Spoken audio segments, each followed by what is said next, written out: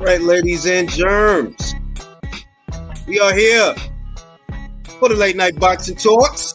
Virtuoso, what's good? Smokey, what's good? Mr. T, what's good? Fluffy in the building. You know what I mean? Here for the late night boxing talks. We go and talk shit.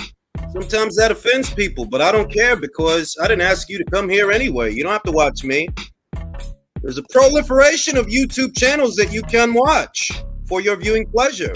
This does not have to be one among them. Way it breaks down. I'm not going to say what you want to hear. I'm going to say what I think. Because if you want to know what I think, and you're here, so I'll assume that you do, you don't have to watch this channel. There's a lot of other channels that are live right now. You can watch them. I'm not going to tailor what I say based on your personal preferences. I don't care what you like. The only opinion I care about is my own. And there's a lot of things going on.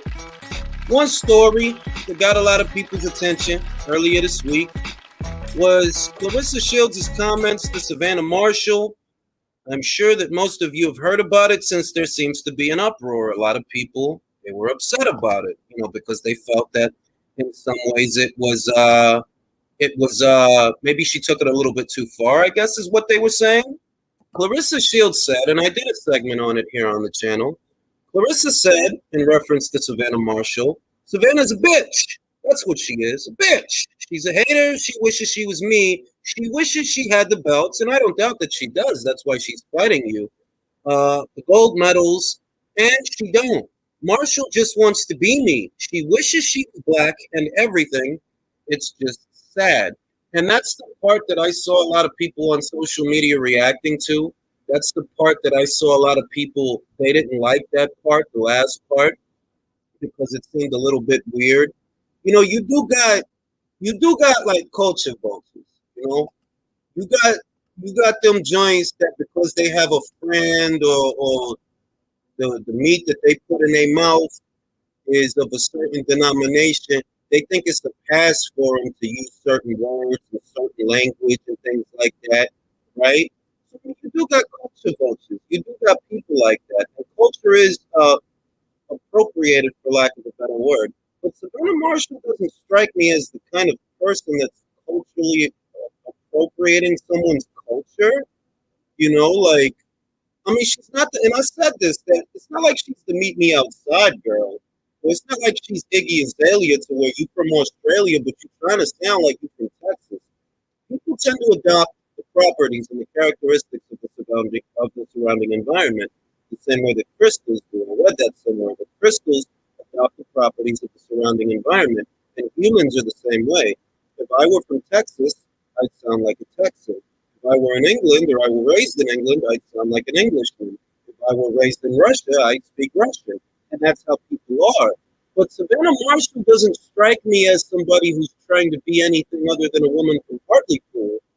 She just doesn't strike me as the cultural appropriation type, you know what I mean? I don't get that from Savannah. So when Clarissa said this, a lot of people were in an uproar about it. And you can imagine the kind of questions that they started to ask, that if Savannah had said something akin to what Clarissa said, what would people say and what would the reaction be? A lot of people had an adverse reaction to that. And I'm gonna open up the chat to the channel. I want to get people's opinions on that. And let's behave ourselves, please. Like I said, I gotta tell you guys, right? I don't got no problem with 10 people being on the channel. Stop talking over each other. People don't like that shit. I get complaints about that shit. If I keep getting complaints, I'm gonna limit the panel to like 5 people. Leighton was good, Abba was good, Johnny was good, Smokey was good. Don't ask me what's good. Audio was good. I don't know. Audio was good. I don't know. I don't know if my audio was good. Let me ask some people to the panel.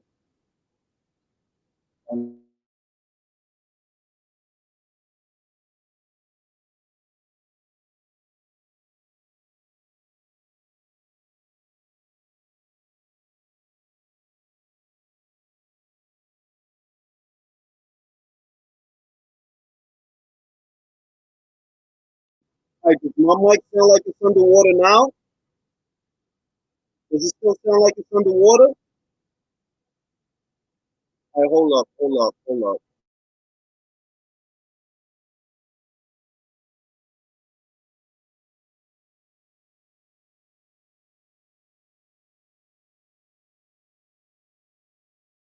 I said a hip, a hop, a hipper to the hipper, you don't stop, a record on baby bubble to the bang bang boogie, so up jump the boogie to the rhythm of the boogie.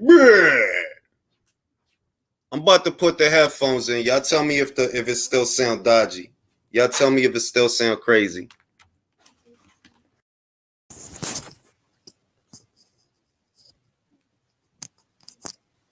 Hey, y'all can hear me now? Y'all can hear me now? Can y'all hear me now? I bet. I sound good. I had to get the headphones. And yeah, yo, I'm about to open up the chat to the panel. Let y'all talk about it. You know what I mean? Like I said, one at a time. If you hear somebody talking, please do not interrupt them mid-sentence. It irritates me. It irritates the listeners. Stop interrupting each other. Otherwise, I'm going to just limit the panel to 5 people. You know what I mean? And yeah, you know, those comments, a lot of people were really upset about those comments. I saw how they reacted. They don't directly pertain to me, so I don't get offended by baby shit like that. The most I can say is you don't endear yourself to anyone. You actually cut off your audience, the people that want to support you. You make it hard for them to support you because you make it seem as if you only care about one group of folk. And if that's how you feel, that's how you feel. But then don't wonder why you ain't got no fans. You know what I mean? Because quiet is kept. You ain't fighting in England because of how many fans you got in America. That's just reality. You know what I mean? What's going on? All right, everybody with your dodgy ass mics, fix your mics. I'm going to start with Michael, yo. Michael, you know, you got a good voice for radio. I always like when you're on because you got a really good voice for radio. It's just the comedic timing. Everything is perfect. Okay. And, you know, I want you to read this and just give me your reaction. Give me your take on this. Why does she have to add that she wants to be black? Like, that just makes me cringe, bro. And I'm black, bro. Like, that just makes me, like, that makes me want to throw up at my core, bro. Like, why did you have to add that? That's just so weird. Ugh. Were you confused by it? Because I have to be honest, I was confused by it. I was. When does what's her name, Marshall, ever act like anything like that in any way whatsoever? Like, I don't know. Like, Clarissa's smoking some rocks. I don't know. I gotta go to my man Lennox, my man jet setter, trendsetter, high roller. You know what I mean? He be around the world. I call him 007 because he jet set. Like, that's not cap. He could be anywhere. He could be in Morocco. He could be in New York. He could be in the UK. You never know. Lennox Shenko with the footwork. It's real shit out here. Now, Lennox, you know, you saw the comment, and it's just a weird comment. I mean, I don't know if it's just me, but it felt like a weird comment. Like, I could see if you talking about the meet me outside girl or some skinny bony butt joint in Florida. You feel me? Because it's a lot of bony butt joints in Florida that yeah, they culture vultures, like on some real shit. They on some right, like you know what? Yeah, man's good. Go ahead. You know what? You know, I'm seldom one to defend it, and this is not a defense at all. But I think it's the lack of exposure, lack of a passport thing. Because you see a lot of people, yeah, that are going to get upset at this, right? She's doing a very kind of, what do you call it, Black American thing, yeah? If in American culture, what she's saying is just the female equivalent of gym banter, you get me, right? You follow me, Drew? If I'm losing no, yeah, I definitely understand. Yeah. But she's doing it to a girl where in a country, yeah, in a whole region where the racial politics and the racial dynamic is not the same. So you get me on that side. It's like, right, she's just chatting shit. Like, she's not very intelligent. You get me? I mean, I get that, but it's kind of like, I mean, like, as far as offense, I don't take offense because I'm not a pussy and I'm not from this generation. So shit like that don't offend me per se. And I'm not Caucasian anyway. I'm not even from this fucking planet. But I saw that a lot of people got offended. I saw on Twitter that people was like genuinely like, yo, this chick always saying some wild ass shit, right? And I'm thinking like, well, Savannah ain't motherfucking Iggy Azalea. You feel me? She ain't Bo Derek, to where you could actually accuse her to some degree of cultural appropriation. No, that's what I'm saying. What you're trying to do, you're trying to analyze it logically and like take some sense to it. She's just shooting off at the mouth. She's not fully understanding that, like, oh yeah, you know what, like Yanks would be like, oh yeah, that person wants to be okay. For instance, all right, you could accuse Caleb Plant of it, right? Man, them say that about Caleb Plant all the time, right?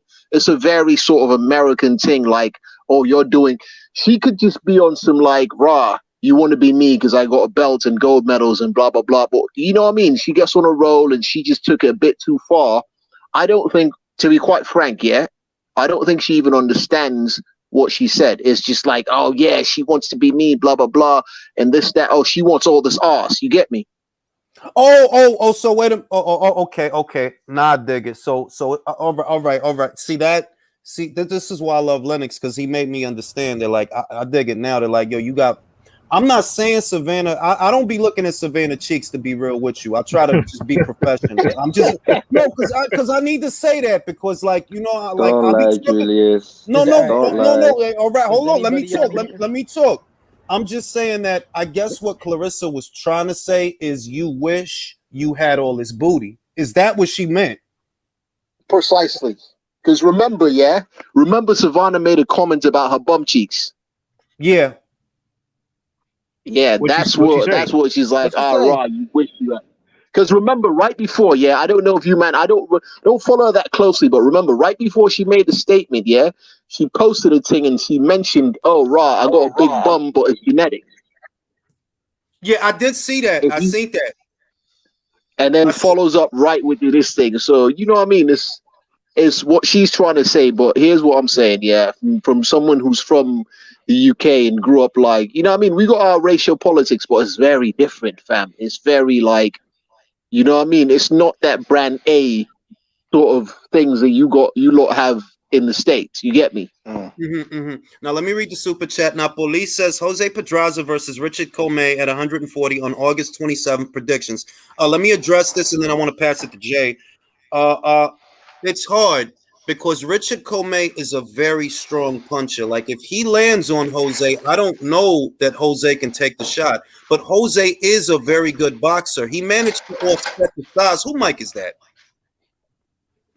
He managed to offset the size of Jose Ramirez, a full-blown 140-pound former champion who's really big for 140. So it's hard for me to just have a easy one-size-fits-all answer for that fight. I want to look at Jose's last fight with Jose Ramirez, and I want to look at Richard's last fight to really get a feel, because on the face of it, it's hard. Richard hit hard enough to stop damn near anybody, but can he land on Jose Pedraza? That's the question, and that's what I really got to think about. Shout out to Country. Shields has an ugly personality showing through again, but if you ask me, I think deep down Shields may be a bit nervous, because that comment was off the wall. Jay, you hear a comment like that, and you know that these are very sensitive times. Everybody's looking for something to be mad about. I see Spanish folks looking for shit to be mad about. Asian folks looking for shit to be mad about. Virtue signaling is the talk of the town, and everybody is in a race to feel disenfranchised. Do you feel that there was actually enough there that people should be upset? Well, yes and no. I mean, I'm kind of mixed on it myself because me being Black African American myself, like really two things just came to mind when she said that. The first thing was that like if Savannah had said something similar, how the backlash would be a lot worse on her, I believe. And just the second thing is like, because shout out to Country in his comment, because he took the words out of my mouth. It's like, okay, why is she talking like this? It makes no sense. Because I think, honestly, it's a deep-seated fear of Savannah because for sounding ridiculous like this. Because, like, let's be real, you fellas, I mean, on September 10th, she stands a legit chance of getting knocked the fuck out. That's true. She does. So like, and like, so her shooting off the mouth, like Lennox says, I mean, because Jonathan too, because she's just talking shit. That's all this is. That could be attributed to that as well. So, and that was how I took it, because when she said it, she was kind of monotone. She was in the Right. same, like when she was talking, it was Yeah. the same rhythm. So it's not like she got excited and said the shit. You feel me? Like it's not like it was like a process. It was more like that's how it came out. They're like, oh, you just talking shit because you got a mouth, basically. But even with that, the reaction that it had that I saw, that people was in their feelings about the shit, saying, oh, if Savannah said that, you know, they would never let her get away with it, da da da da da. And I'm like, I guess my interpretation is the same as yours. The one thing that stood out to me, maybe it's nerves, because now you're not even making sense. You telling people you going to knock people out when you're not a knockout merchant, right? Mm-hmm. She said, "Yeah, my That's what knockout she journey." She like, what you mean knockout journey? Fam? I mean, also it also could be attributed. She's just trying to sell the fight. That's too, true. yeah. And I wondered about that. Like, is this on just that B-hop shit? On that yeah? B-hop Like, shit. is this just being a salesman? You know that 'Cause, you're you trying to know, sell the fight. Unfortunately, a lot of people in the U.S. they agree with things like that. Like if you look at the comments under the Benson quote post of what she said, you see a lot of people were like, she's not wrong and shit like that under it. So that kind of stuff will get people involved, and it's like, you know, some people feed into the whole race war thing. Unfortunately, I guess. I mean, it was. it's just whack to me. To me, if you No. go Look, that, it was. just, But you know. it's that I can see instances where you could accuse someone of that, but it's a conversation Yeah, that I Plant, think. for real. But that's who I was thinking of. Like, okay, where does it become cultural appropriation? Because Caleb Plant ain't a Beverly Hills guy. You know, he a country bumpkin, bro. He from Tennessee, bro. I wouldn't even drive through that motherfucker. Country ass shit. Like, They only, I don't know bro, if y'all they don't saw have this. cars out there. Yeah. They He's like, they I don't know don't if y'all have saw cars this out photo. there. They got Julius, the only One at a reason. time. See, one at a time. Go ahead, Jay. For sure. I mean, I was just gonna mention, Sorry. like, you know, it's funny that you mentioned Caleb Jules, because there was a photo circulating on Twitter not too long ago, like black boxers. For those who said that Canelo hasn't fought black boxers, Shane Mosley was in the photo. Austin Trout, Danny Jacobs, and Caleb Plant. No, I know. This is what I want to say. That at what point? Because I don't know. Like, I look at a guy like Caleb, and I kind of get that vibe. They're like, fam, you want to be down. Feel me? Yeah, Like, you want to No, be you can down. always tell. You can always tell, bro. You know it's the easiest tell when it's like. Yeah, but and, then, you know, but let me like say this also. I knew a white pimp. And yeah. Me too. I knew several cats like Caleb in high school. no, You know what I mean? wait. This is what But I'm some trying to cats are say. actually like that. This is what I'm trying to say. I knew a white pimp, and I didn't get that Caleb vibe. That's who he was. It's not just this shit that you doing, that you trying to be cool. It was like, yo, he was like that, fam. Like, he just like that. Like, he just got the hose on the track and he doing his thing. And he wasn't. I never got that air that like you trying to be accepted. I never got that. You can tell. It's not hard to tell. And with Caleb, I get that air that like, fam, come on, be like, come on, man. You're not like this, bro. You could be an old country ass motherfucker and still be cool. Them country motherfuckers is cool sometimes too. Some of them, you know, I ain't met a lot of them, but I met some country ass motherfuckers out here where they some old corn pone ass motherfucker. You know, this place used to be all forest and things like that. I met people that's like that. I mean, hell, look up Post Malone. Exactamente, que tú puedes ser. You could be the guy from Tennessee, ¿me entiendes? Y no hay nada malo con eso. Si te gusta la morenita, ¿a quién no le gusta la morenita? Culo grande, teta grande, toda la cosa linda. I mean, who doesn't like women, period? I mean, exactamente. When he says shit like, oh, I got it from the mud, that shit be like, bro. Oh my God, I hate that shit. Oh my God, bro. Oh my God, I hate that shit. I hate that song so damn much. We all, bro, listen, everybody goes through shit. Stop it. Not like... But do also, you know like, why bro, I hate that shit? Let me tell you why I hate that shit. It's like, okay, you were born into poverty. So fucking what?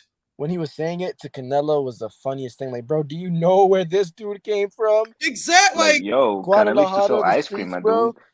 You over here with cocaína adentro en el helado. ¿Qué lo que? Like, bro, while you're over here, fucking Plant is over here. Recoñazo, coño. Estos güeros y estos gringos. Do you know what bothers me? I'm going to tell you what bothers me, right? I'm a first generation American. My lineage is not here, right?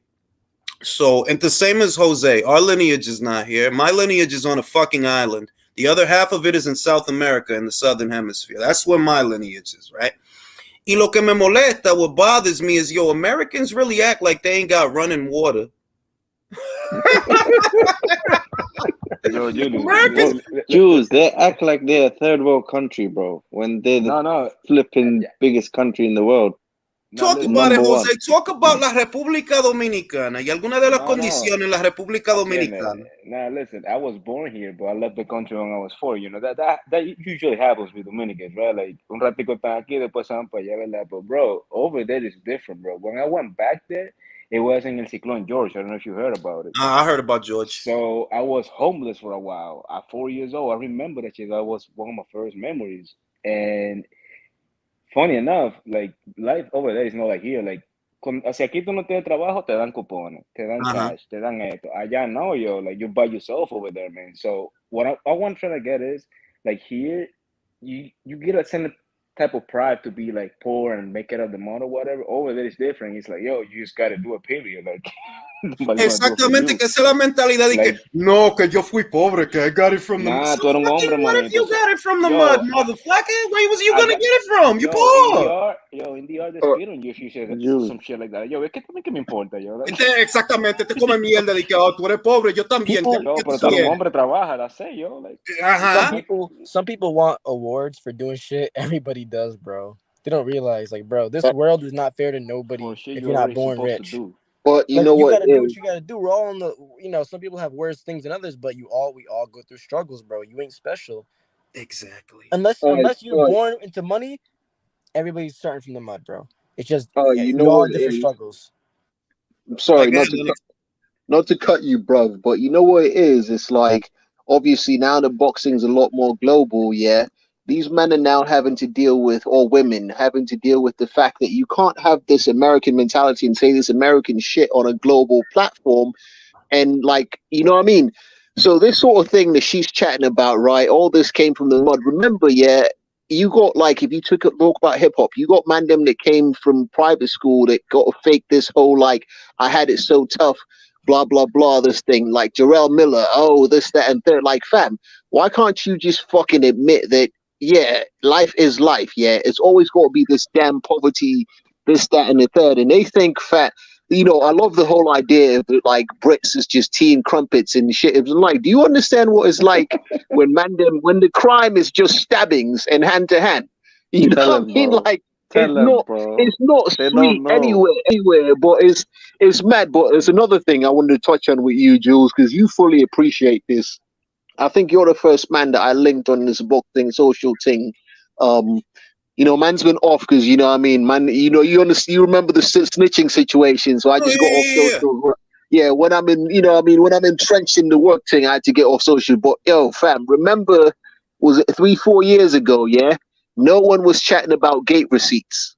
Remember that? Gate receipts was not a conversation in American boxing, yeah? Eddie Hearn gets over here, Matchroom gets over here.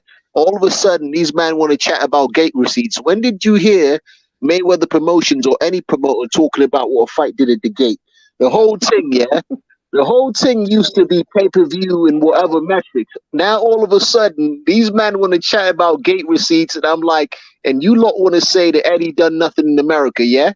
How come gate receipts are now a topic of conversation when you're Dominican or whatever, but you've been in the States and been on the boxing thing for bare time?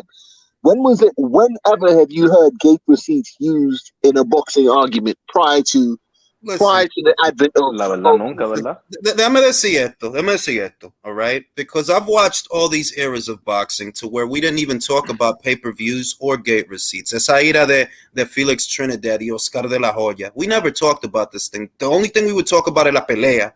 But, you know, with the Mayweather era and talking about money and that era, I'm sure you're familiar with it, Lennox. Then when the Mayweather era came, that's when you started hearing more conversations about it's a business, and the money and all that shit, right? That's when I moved to this. That's when I started working in boxing. You know what I mean? My first, you know what I mean? My first few things. You know, when man them chat shit, I'm like, yeah, you met Floyd. I've been in Floyd's house. You know what I mean? So don't say too much. Now, what I'm saying is this: that the real indicator that Eddie Hearn made a dent in the American boxing scene is when the man who moves the needle the most in this country decided to go to Eddie. He didn't decide to go to Al. He didn't decide to go to Bob. He just broke ties with Oscar. Who did he go to? He entrusted his business to Eddie. What does that say about all of you and how you're doing? What does that say? I don't. In other words, I don't need to mull over the gate receipts of individual fights to know that this guy made a dent in the American boxing scene. The But cash George, out of boxing in this era, out of his own mouth on cameras. I love working with Eddie. yeah, but you hear what I'm saying, yeah? It's not even about that. I'm talking about just the very change in the way that men talk about successful fight. Well, of course, but these guys, The like change in the other vocabulary. thing is this. The other thing is this. Americans love to take credit for shit, right? Like they invented shit. When in reality, you're more influenced by people abroad than they are by you. You know, Hong Kong films and shit like that. A British promoter coming over here always talking about gate receipts. You motherfuckers didn't used to talk about that. What it did at you didn't used to talk about that. That started with Eddie about 4 years ago. That started with Eddie because he came over here. That's what he used to do in the UK, talking about the gate receipts, right? That's what he do over here. And now you steady trying to sound like him. Leonard Allaby trying to sound like, oh, we did 5 million at the gate. Y'all didn't used to talk about what it did at the gate, bro. All y'all used to talk about was the pay-per-view buys. Now, with fights like Isaac Cruz, you don't want to talk about the pay-per-view buys. No se le perdió. Le perdió el número, no sabe lo que pasó. Esa pura pendeja. So just back to the Shields thing. I feel like there's a conversation there as far as when does it become cultural appropriation, because it's always been my understanding that the individual, no matter what they are, they will adopt the properties of the surrounding environment. So si yo nací en Puerto Rico, ¿verdad? Yo no voy a decir carro, yo voy a decir cajo. O si yo fuera cibaeño, ¿dónde está la carne? Pero yo no soy cibaeño, ¿no es verdad? Ajá, la carne. So basically, where you are from, where you were raised, and the culture of that surrounding environment has the greatest influence on you. Because of that, I don't know where cultural appropriation begins and where it ends, because a guy like Caleb, who I think I ain't going front, like, fam, kind of, you just got that wannabe kind of air, like you do though, like he do, like, and I'm like, no, he does. He does, it's but clear. It don't, you know, it don't No, but take much to also, see it. oh, sorry. go ahead, It's Jose. good, bro. No, also, like, people from over there, like, I don't know if you guys have ever been in Tennessee, but like you'll see. I mean, I don't know another word to describe it. Like, we are white boys, like you'll see a lot of them over there, so it's kind of common over there. But also, like, I don't go as hard on Caleb Plant as other dudes, because he's just him. He's like Fat Joe pretty much. But on the Shields thing, mira una cosa, like that thing about, I never like to get into racial thing because it's not my thing, because I'm not from here, I was raised overseas, but anyways, like when you see that from other perspective, when you're not from here, like that actually turns you off though, like automatically. No, sí, eso es lo que yo estoy diciendo, que the perspective that I have is not the run-of-the-mill perspective of an American citizen, because I'm a first-generation American. I'm not actually caught up in the political warfare or the racial climate of the American populace. It doesn't hit me the same. En tu casa no había eso, Julius. En tu casa no había eso. Eso lo que mi papá, mi abuelito, he was dark-skinned, you know what I mean? That's what I was raised with. Pero mi abuelita was the same color as me. So I never had that. Es que nosotros no nos criamos con nada de eso. Like, if tú eres morenito, y tú It never hit you home. Yeah, like, that's it. Like, that doesn't mean anything to us. I told if I show you a picture of my grandfather, you gonna think it's Luis Ortiz. I ain't even playing, because that's who he looked like, Luis Ortiz. My grandma, you think it's Whoopi Wolver, man. Like, come on. Like, Luis Ortiz is your granddad? He looked like my granddad when he was alive. Great-granddad. So this divide and this just all these different things that are happening in the American scene, for lack of a better word, these conversations that are burning topics to the American populace, for me, it's like, fam, y'all just looking for some shit to be mad at each other over, because this shit dumb, all right? The whole shit is dumb. And for you to tell Savannah that, what you got to realize is this. You can feel how you feel behind closed doors, right?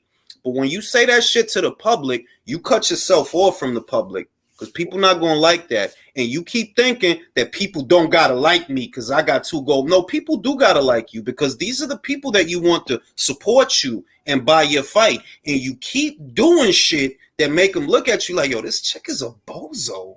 You can't keep doing that. Julius, can I just add one point? Go ahead, Swab. Swab ain't had the chance to go yet. Hey, how you guys doing? I just want to say one thing. Like, I want to point out what Isan said. So basically, I don't think we're looking at. Maybe she's trying to attract these LDBC, these race baiters into it. You never know.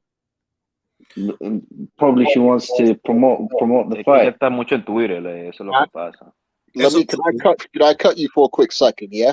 Go on, bro. You know what it is? You do have a valid point, but what she doesn't understand, yeah, is where I started with, yeah, where I was talking about that American no passport having mentality, yeah, because she might be doing that thinking, right, that's how it works on this end, but you as a Brit know that that's going to turn people off it. That's going to have the 100%. Opposite effect of the people in the market where she's trying to sell. Also, she's chatting bare shit. Savannah's from my end. She's from up northeast. I grew up Newcastle, yeah.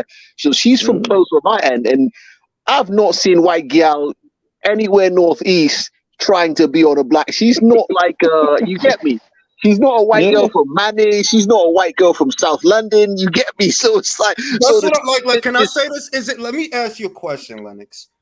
I get meet me outside vibes from Shannon Courtenay. You see what I mean? Like I get Iggy Azalea vibes from Shannon Courtenay, but I don't get them vibes from my homegirl from Hartlepool. I don't get that vibe. Like, nah, Savannah is who she is, fam. She ain't trying to be nothing. She just tall ass girl that hit hard. That's all she is. She ain't trying to be nothing else. I don't get that vibe. She's just a secure girl, you know. She's trying to be undisputed. I can knock you out. She's trying to be undisputed. That's it. Nothing more, nothing less. All she wants from you is your belts. Exactly. Like I don't. It just seemed like such a brash comment, but I think Lennox did put it in a way that it can be understood that where she's just shooting shit and shooting off at the mouth, not thinking about what she's saying, right? To her, it's just regular trash talk that a motherfucker say any old day of the week. But people are not taking it that way. They taking it like, yo, fam, like you wilding, like you just be saying any old bullshit, and you know what I mean? And it don't even make sense. You know what the problem is too? In the past, Shields made a comment saying that basically that when she beats Savannah, they're gonna have to look for a new. She basically called her a great white hope, basically, and that's another part of it. Is like this is the second or third time where she's made it a racial aspect, and when Savannah just be on her chill shit. You know what I mean? I mean, it's that's what I'm saying about she does not know her audience or the market. Like you could have chat that shit if they were fighting. I don't know where in Michigan, yeah. Yeah, you chat that shit in Michigan. Yeah. But the people financing your shit do not buy into the nonsense. Listen, I understand the history of it. Yeah, man's a darkest midnight African man that grew up in the UK. You get me? But I've lived here like I'm closing in on 20 years since I've been moved to New York or whatever, on and off. Yeah. Mm-hmm. But it's like you got to know your audience. Like you can't move like that because what's happening? Yeah, she's turned bare people. Sis, yeah, you're fighting on Sky, babes. You're not fighting what I'm saying. On Showtime. You're fighting on Sky. A lot of the white gal are financing your payday. What are you on? And this is a part of the comments that I thought that it's like, look, it's either you just willfully playing a villain, because it could be that. It could be that, like Jay says, she could just be trying to sell the fight, or you just a dumb motherfucker, right? Because this shit ain't happening in motherfucking Flint. This shit ain't happening in Vegas or New York or Baltimore or nowhere around here. You got to go to the UK for this bread because you ain't got it like that over here, all right? It just is what it is. You don't got it like that to finance the fight or for your name. You got to do it over there because the money coming from Sky. And last I checked, Sky is a UK network. Don't get it twisted. It's not ESPN paying for this shit. It is Adam Smith and Ben Shalom. It is not Bob Aaron. I just want to add, and the same thing. Maybe I think she'll see if she loses. That's it. It's donezo for her. Bro, boxer's not going to offer her any more fights in the UK. I mean, So she needs to they might find. not. They might not. Yeah, Real I mean, she what the way she is right now, bro. Nobody likes in the UK. If you do just, I think, Clarissa Shields, I mean, the Marshall, bro, where's she gonna go? Well, I don't think Sky or Boxer is gonna give her any more fights, especially after these stupid comments. So I think she wants a backup. That's why, and it lands again on the PBC and these LDBC clowns. So she wants to come back into the UK, into America, and say, "Oh, I went there. I fought the white girl. They robbed me, pads, and all the wild excuses come out." Let me Like, see. I don't know. Let me remember, read this super chat one at a time. Let me read the super chat. Leighton Evelyn says, Jules, if Shields gets knocked out, will we see Wilder excuses? Who Mike is that? not me. they me.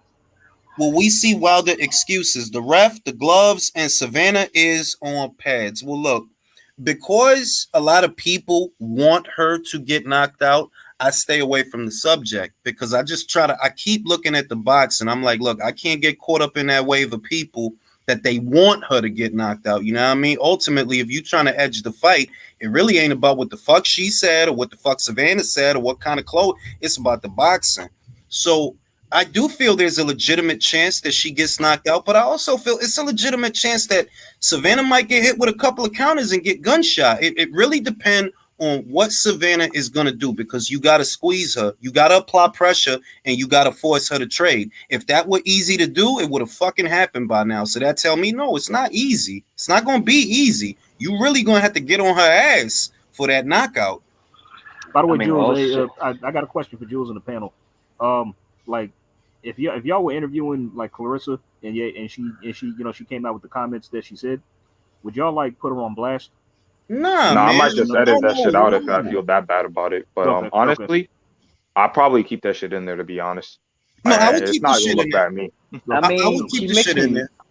she makes me mad sometimes, but the thing is, I feel more sorry than anything else because the thing is, she looks like more confused. And remember, guys, after she got shocked out in her second MMA fight, she haven't been the same. Like, she's been like exoteric things, like getting like extra big chains, like what's the thing she said, like greatest woman and whatever, like just being actually out there after she got shocked out in the octagon.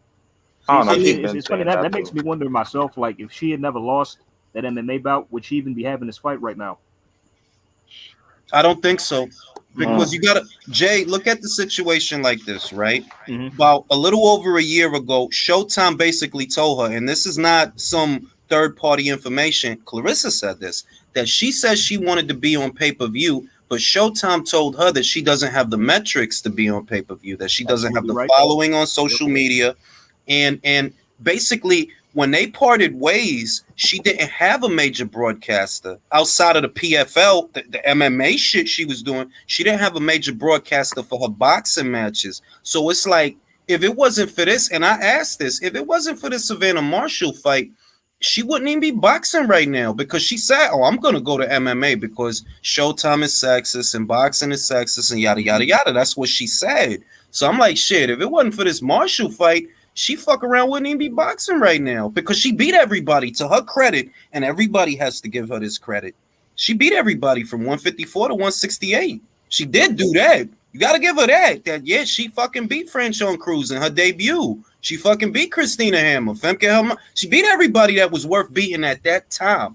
Even if it's new people popping up, she still kind of cleaned it out. So it's like, well, if it wasn't for this Marshall fight, she wouldn't have nothing to come back to. Think about it. If she win, who's she gonna fight?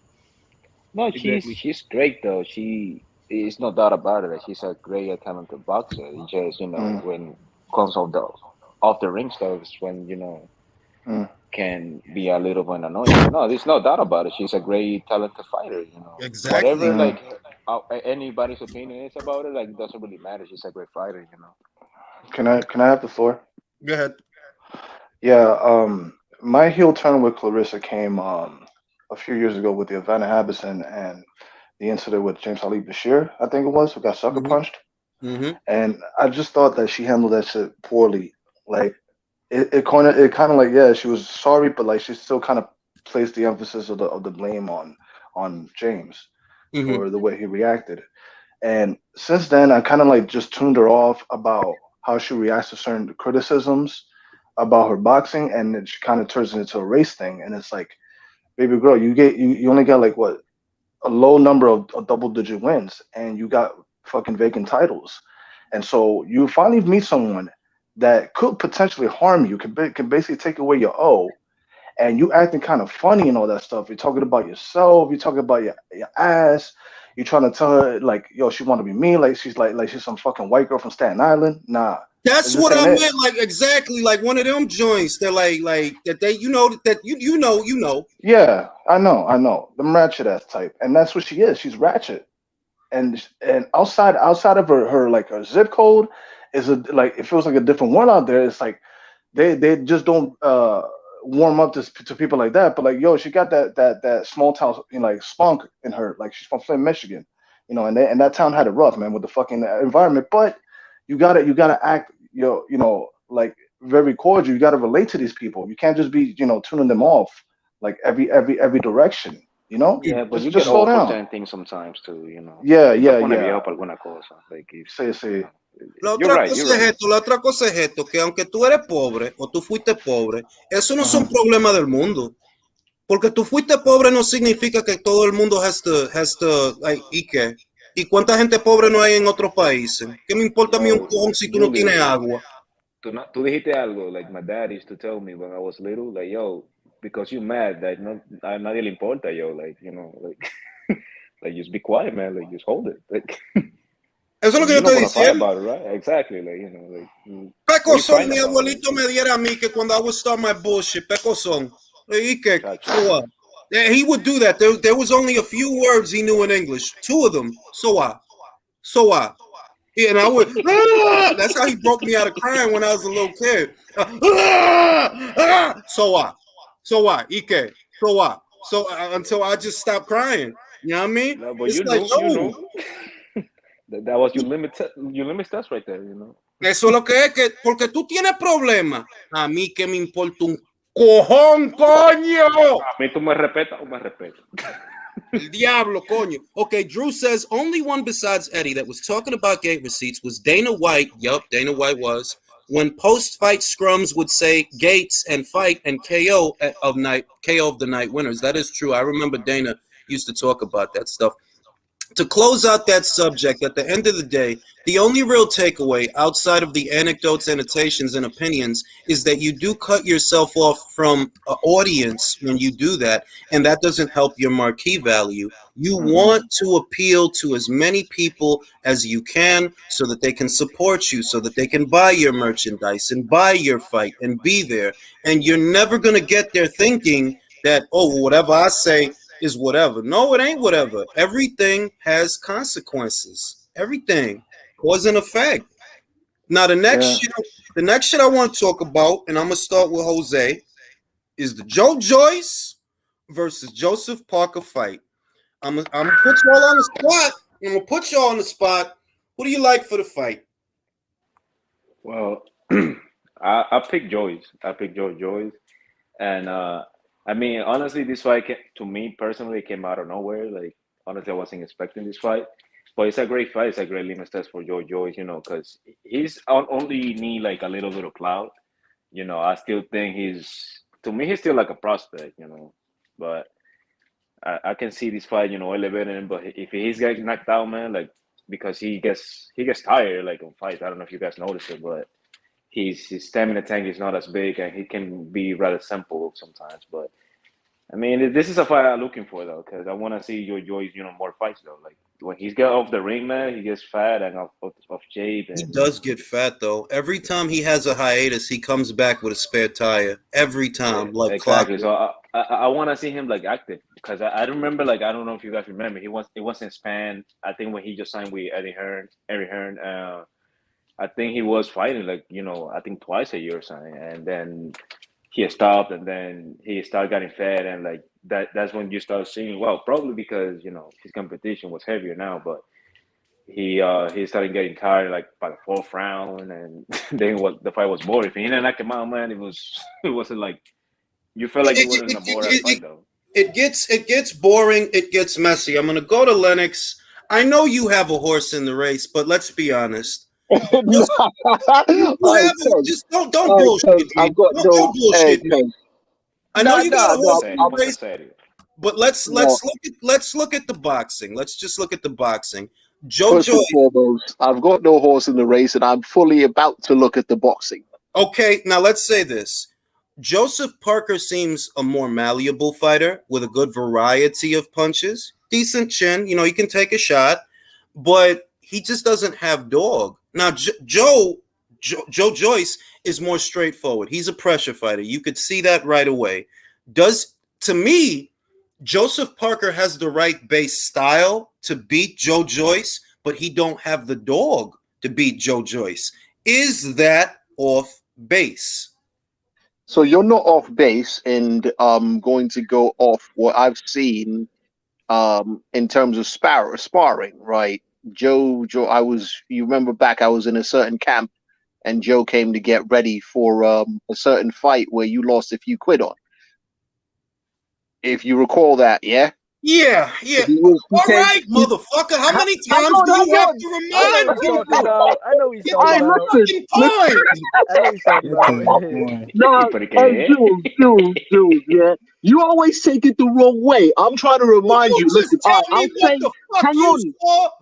hang on. I'll just say, okay, fine, cuz Joe Joyce came into camp to spar AJ. AJ gave him work for that, right? So here's what I'm saying, yeah? Joseph Parker can beat him if he can stay on his toes and box him defensively responsible for 12 rounds. Do I have faith that Joseph Parker has that? Right? I don't know if I've got the faith in that. And my movements on that is I saw this man spar AJ, and I saw what AJ did to him. It wasn't like a power thing. Like, it was really like, I'm just going to box you. So Joe, if you can box Joe, like if you could, in fact, we're not even going to go into sessions that you didn't see. Let's go on, what's my man from Philly? The Brian vegan. Jennings. Yeah, right. You've seen what the vegan man did to him, yeah? You got to have enough to keep him honest, and you got to move, because he will, yeah, I don't know what, he will eat those punches to the face consistently for 12 rounds. Now, does Spider-Man have enough to do that for 12 rounds on a BT card and get a decision and not get worn down? Because I think Joe's going to try to wear him down. So right now, I've not got a horse in the race, and I can't really pick, because I know Big Joyce could be outboxed. I just don't know if Parker's got the dog in him to do it. Like, and what I mean is, he's got to be on it for 12 rounds. He wasn't on it enough with Derek. All right. What saved Parker in that fight, and I said he was going to win the rematch. To me, he lost the first fight. I don't give a shit what the judges said. He lost the first fight, right? And I said he'll lose. He's going to lose. He lost that shit. He fucking lost that fight. And I said in the rematch, he can do better. He can do better in the rematch, and I'm going to pick him to win the rematch legitimately. So from where I'm sitting, I caught both of those fights right. But this is not Derek Chisora. Let's get that shit right out the way. Also, this is not a shorter, stumpier fighter with a lower center of gravity that he's there for the uppercut. Joe is not there for the uppercut because he's taller than you. Okay, so you got to get him with the overhand right. The other factor I was going to bring in is what you just touched on. Joe's a lot bigger guy, yeah? So you can't get around him. The reason why Big Femi was able to get around him, Big Femi's taller, so he can hit him and get around him. Parker is not tall enough to touch him and hook off the jab and get around him. Joe's a wide man, cuz he's a wide man. He's one of them. Talking spicy. He was talking spicy earlier today.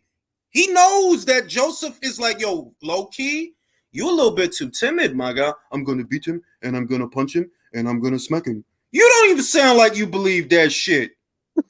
That shit was gold, bro. That shit was gold. I'm gonna go to Reyes. Reyes, who do you like for that fight?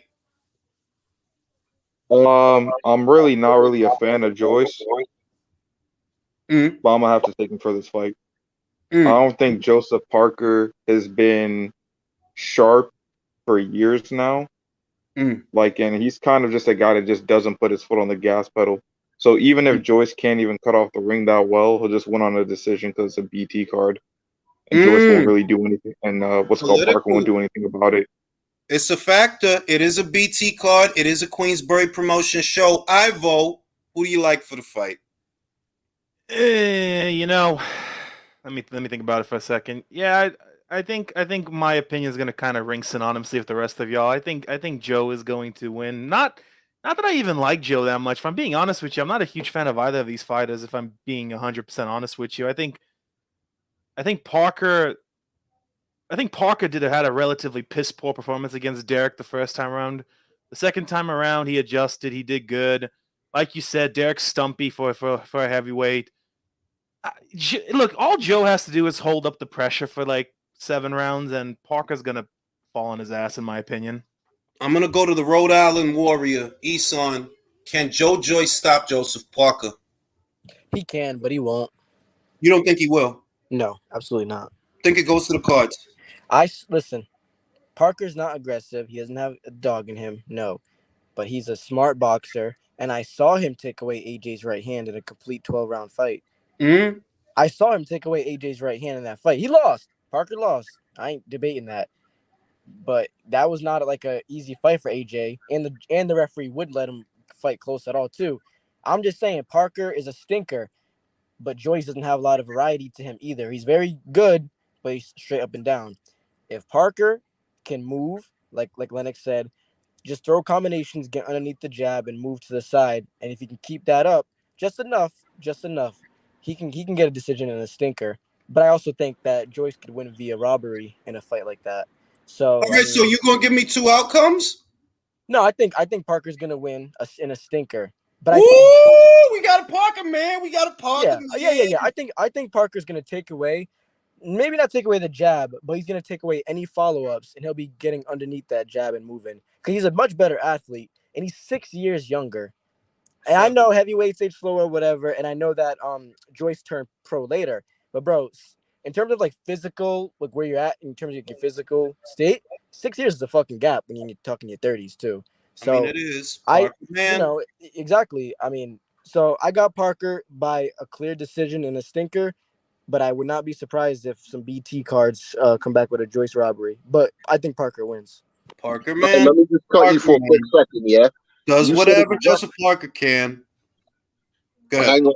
Let me cut you for a quick second. You kind of laid down the points the same way I did, except that, fam, Joyce is a big man to get around for a smaller man. Like, I'm not sure you lot really understand how much real estate there is to circle around. Well, let me break it down, Lennox. Joseph Parker has to be mid-range to inside to do anything. And what you're saying, for those that don't understand, is AJ had the length to box on the outside, stick, and move. He had the length because he's more or less eye level with Joe Joyce. He has the height and the wingspan. Joseph doesn't have the height and the wingspan. So boxing from the outside for you, because you're somewhat smaller, is going to be difficult. For you to even land, you have to already be within striking distance of Joe. That's basically it, right? Yeah. So what are we thinking that Parker's best chance is to be mid-range, close to Joyce? I think that Joe Joyce is going to stop Joseph Parker. Maybe. I can't disagree with that because Parker's so fucking up and down so much. He really hasn't. Derek Chisora dropped him in the first round, Eson. Exactly, and that's my thing. Is like I'm thinking like, Parker, like the Parker. I think that's the best version of him that can do all this shit. But it's like, bro, I don't even think we have that right now. So I'm really like, fuck. What's the best version of Joseph Parker? The one that fought Francois Bata in 2015? Listen, bro.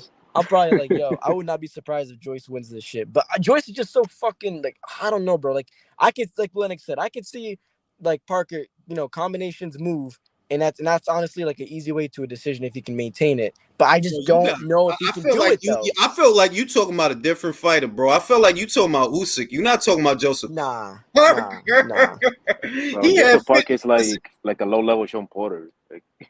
No, he's not. No, because he's not like. No, but Joyce is very like he's so shit up and down that you don't really need much. Like I don't know. I don't know. He feels kind of basic, bro. Like I understand what you say about. Yeah.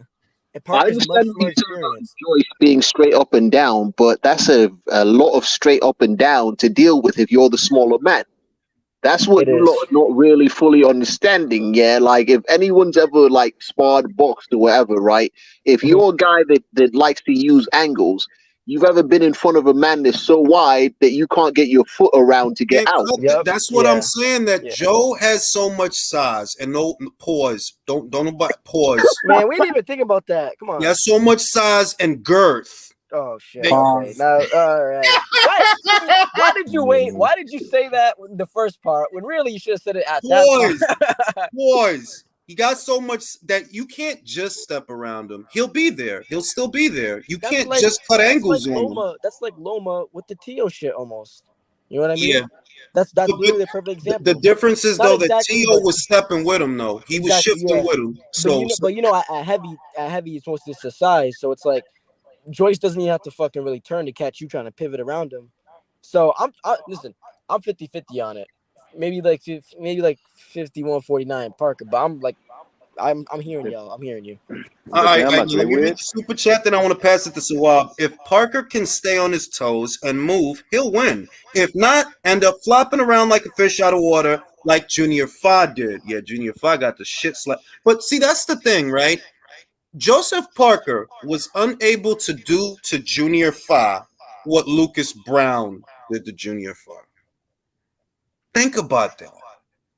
He went 12 with Junior Fa. Remember, he took his O.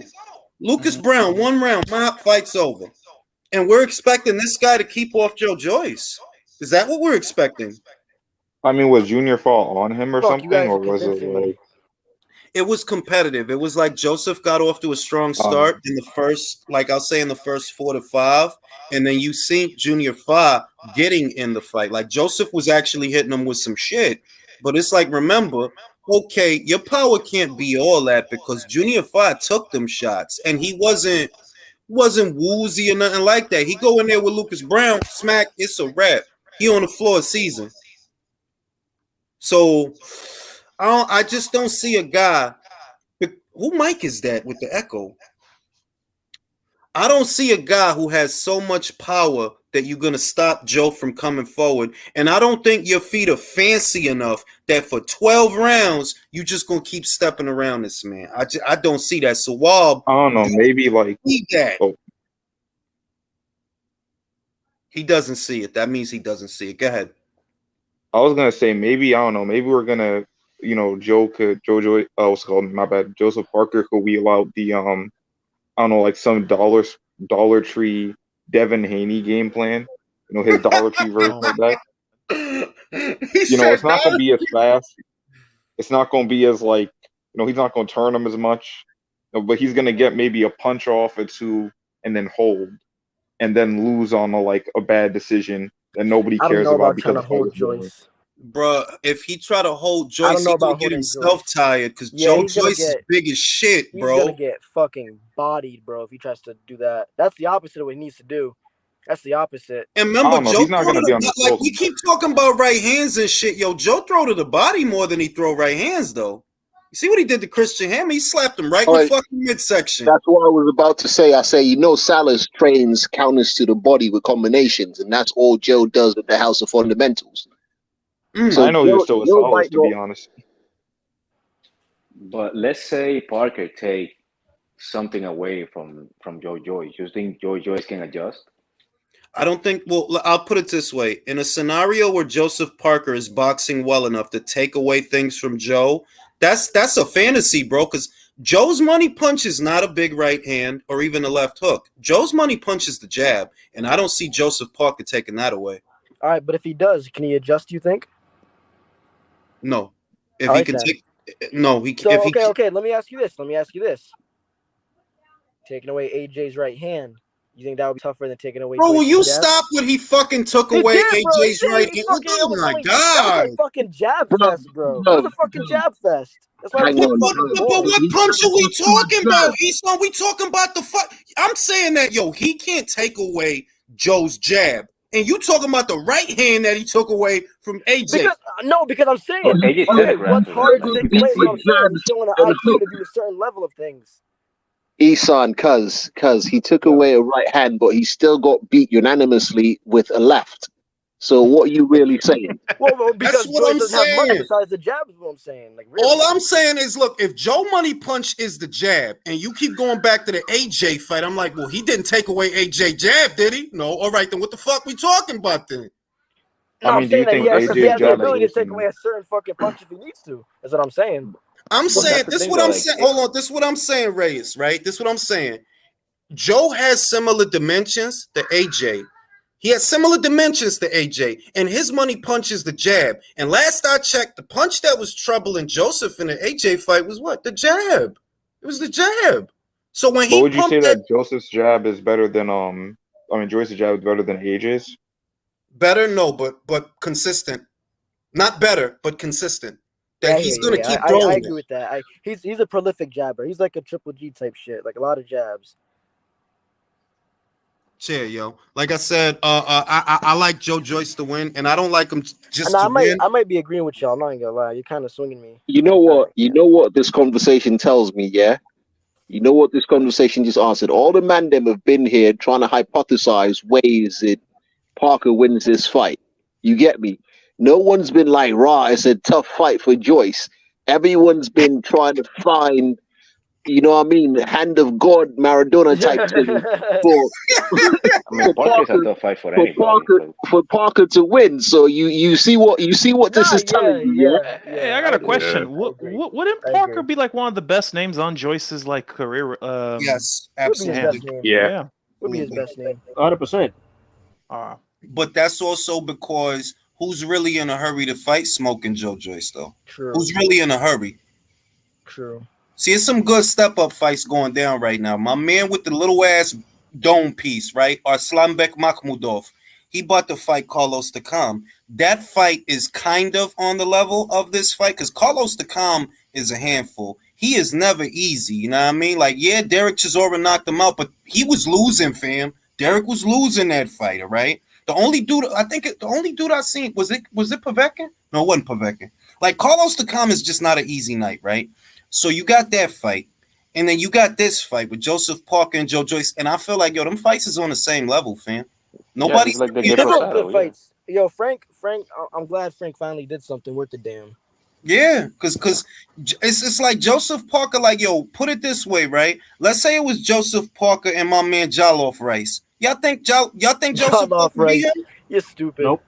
He don't beat Jollof Rice, bro. Are you You're confident stupid. that he would beat Arslanbek Makhmudov? Wait, can I ask you a question? Go ahead. I mean, I know we got some UK folk over here, Lennox, great guy. This pay-per-view worthy, you think? I want, see what your opinion. Because I saw some people on Twitter saying, No. I don't think so either. But, maybe UK. But I got to ask Sawab or Lennox. Lennox, in the UK, is this a pay-per-view worthy fight?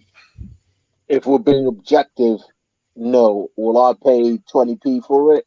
Absolutely. But it's not pay-per-view worthy. You would say that it's a tough sell for a UK audience as a pay-per-view. Right, yeah, it's a tough sell, fam. This is about as tough a sell as the fucking Ortiz and what's his name fight. It's that tough. Yeah, it's that tough. It can't be though. Wow. Nah, fam. Listen, let's be honest. Let's be honest. I know you men, you could think about, you could think about Parker's been on things, but look at who's Parker's fought, Parker's always had a dance partner that's had a higher profile than he has. You get me? That Joe Joyce is not that man. I dig that. Look, the sad thing about Joseph Parker is he has a real resume. Carlos. He took Andy Zoe. Close fight, but he took Andy Zoe. He fought Carlos Takami. Been in there with AJ. Been in there with Dillian. Been in there with Derek Chisoria. He took Junior Fazio. He fucking fought people. Beat Huey Fury. He fucking fought Alex Lapai, Potato Pie, Alex Lapai, the old fat Samoan dude. He fought motherfuckers. He didn't fight Chaz Withers. Sean Del Winters. Fucking fought Sean Del Winters. He fucking fought people. You know what I mean? But even with all of that, I'm like, nah, son, not for this guy. Joe got dog in him. Motherfuckers can say what they want. That dude got dog in him. And Joe Julius, and Parker don't. I might be Team Joyce. Sometimes the difference between winning a fight and not winning a fight, it's not the resume and it's not the skill set. It's who got more dog. Dillian White was viewed as a more limited fighter than Joe Joyce. But because Dillian was pressing his ass, he beat him. And I don't even think Dillian is as durable as Joseph Parker. I don't think Dillian got a better chin than Joseph Parker, but Dillian fucking beat him. Why? Because he wanted it more. And I think Joe Joyce wants it more. Remember what's on the other side of this fight, fellas? Fucking title shot. You think he gonna give that shit up to Joseph Parker? Hell, do you think Frank Warren is going to let it happen? No. By the way, Jules, I'll say something. I'll tell y'all something to back that up. If Joseph Parker wanted it more, well, why did you turn down the Philip Hergovich fight? Facts. In his defense, he did say that Frank was fucking with the contract, and that's a legitimate reason, though. That is a legitimate reason to say, nah, fam, I'm not with y'all for 3 fights. I dig that, but to Jay's point, you showing that you don't want to have to work for your money because you could have fought Filip Hrgovic. You would have been the A side to Filip Hrgovic. You probably would have got the lion's share of the pot or something like that, and you walked away from that. What that tells me is, bro, you don't want to have to work for your bread. You trying to be on, and you only 30, because Joseph Parker's only 30. He young as shit. So Jules, can you hear me, Jules? Younger than AJ. Go ahead, Drew. You don't want to work for his money because he working with Daniel Kinahan. So it's like this: if Joseph's in camp working, he got a shot. If he's moving work for Kinahan in between camp, he's gonna get starched. I dig it. Now let's move on from that to the Jake Paul shit, and I'm glad Lennox is here because he could lend some insights on this. Lennox, how does the situation look to you? Because I'm of the opinion that if the sales projections were good, they would not have called off this fight over 15 pounds. Not if the sales projections were good. Now, Ariel Hawaii very recently released a tweet saying that the sales projections were good. So does it seem abnormal to you that things worked out the way that they did? All right, big man. I'm personally pissed about that because I was in the truck Saturday while I was prepping and working the Garcia fight. They called production meeting and they're like, "Rah, you man are not working next week."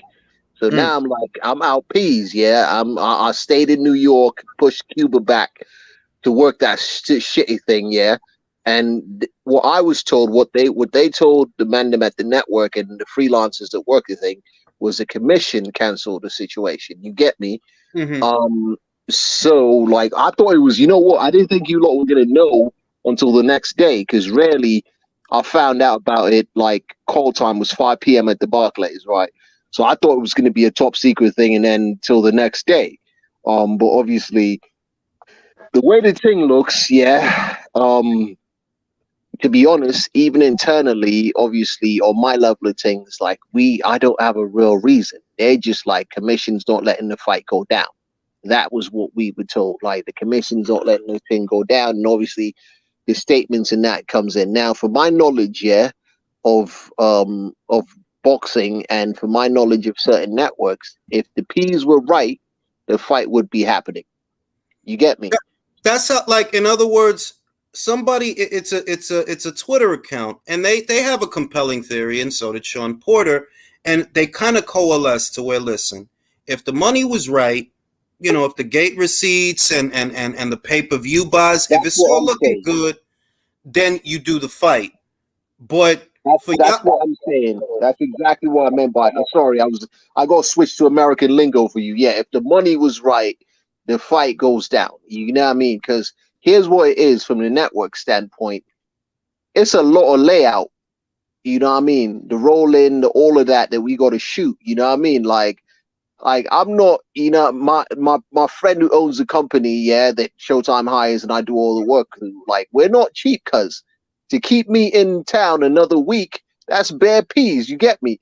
So they had to be like, "Right, we gonna cancel you lot immediately because we're not trying to see them invoices." You get me? So my thing is, if the money was there, here's what it is. If the P's were right, they probably would have stretched the thing. Like, I'm not even saying on a cancellation thing. You get me? Mm-hmm. If it was just a weight thing and the P's were right, they would have stretched it till Friday. You get me? Like, that's what I'm saying. A week in advance to cancel the fight. And you figure that, look, if it's a weight thing, let's see how low the guy can get because there's money. There's money, like we know there's money. The tickets is selling. The sales projection for the pay-per-view is good, but they canceled it a little over a week out from the fight. Is that peculiar? It's here. Can I step in real quick? Good. It's clear as day. What major fights are canceled a week before they're supposed to happen?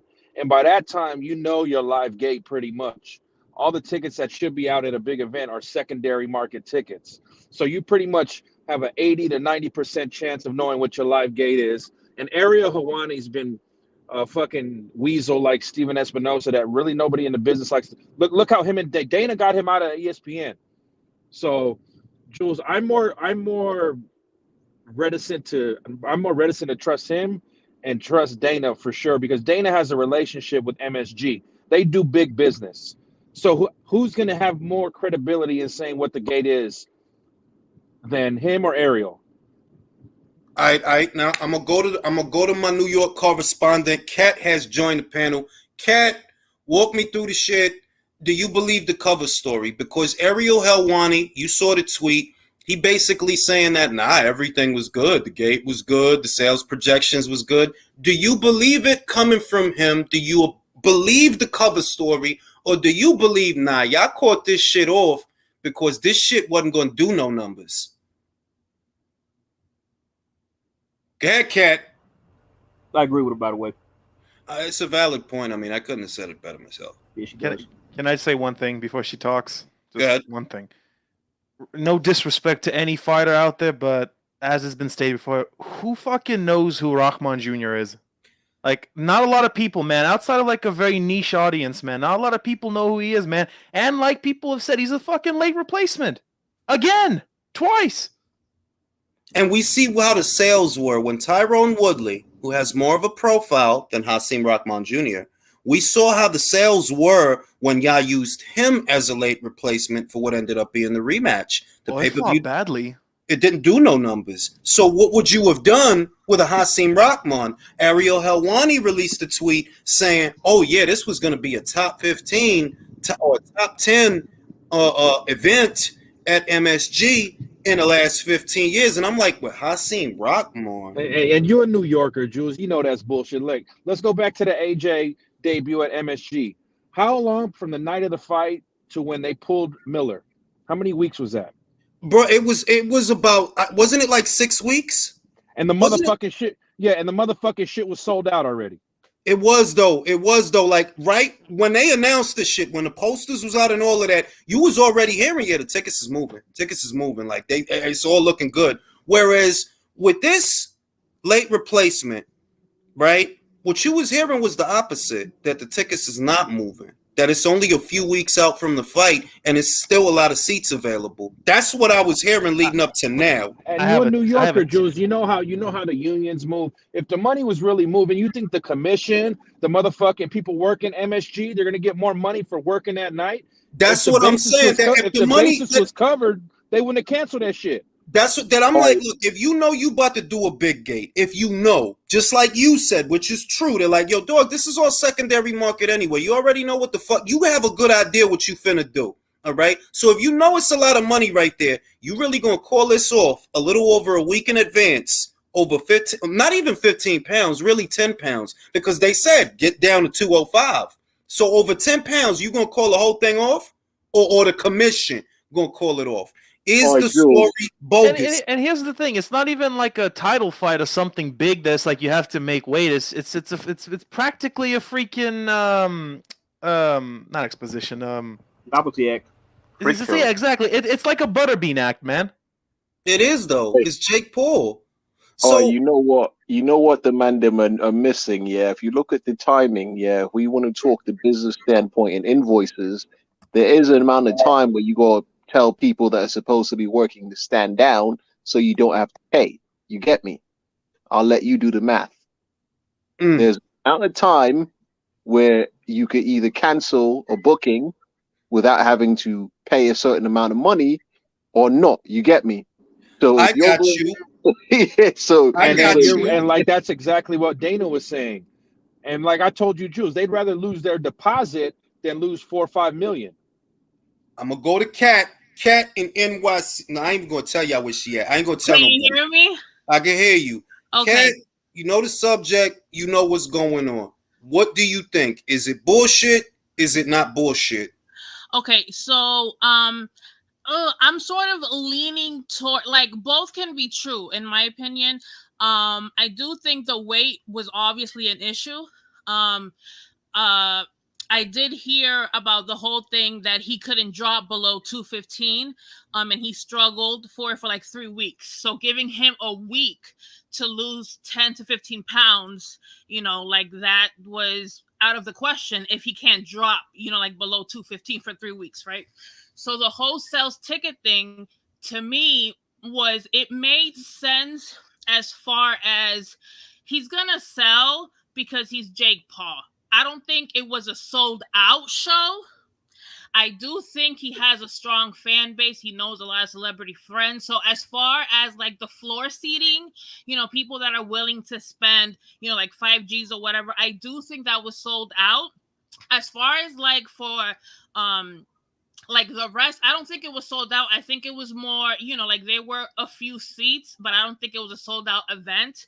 So now, if you calculate how much the gate was, I think it was safer for them to pull out completely, because replacing a replacement is just like that. Asinine. Makes no sense. Replace it, but let's say this: you watch the whole boxing shit. You got an idea at least what something is going to do. Looking at this Rockman shit, did you get the sense that this was going to do like 500,000? Oh, absolutely not. And then what made it even worse was the fact that at least when the whole Fury situation happened, if he would have pulled out after the pay-per-views went on sale, then I could have been like, oh, it's selling. You know what I mean? Because people wanted to see that.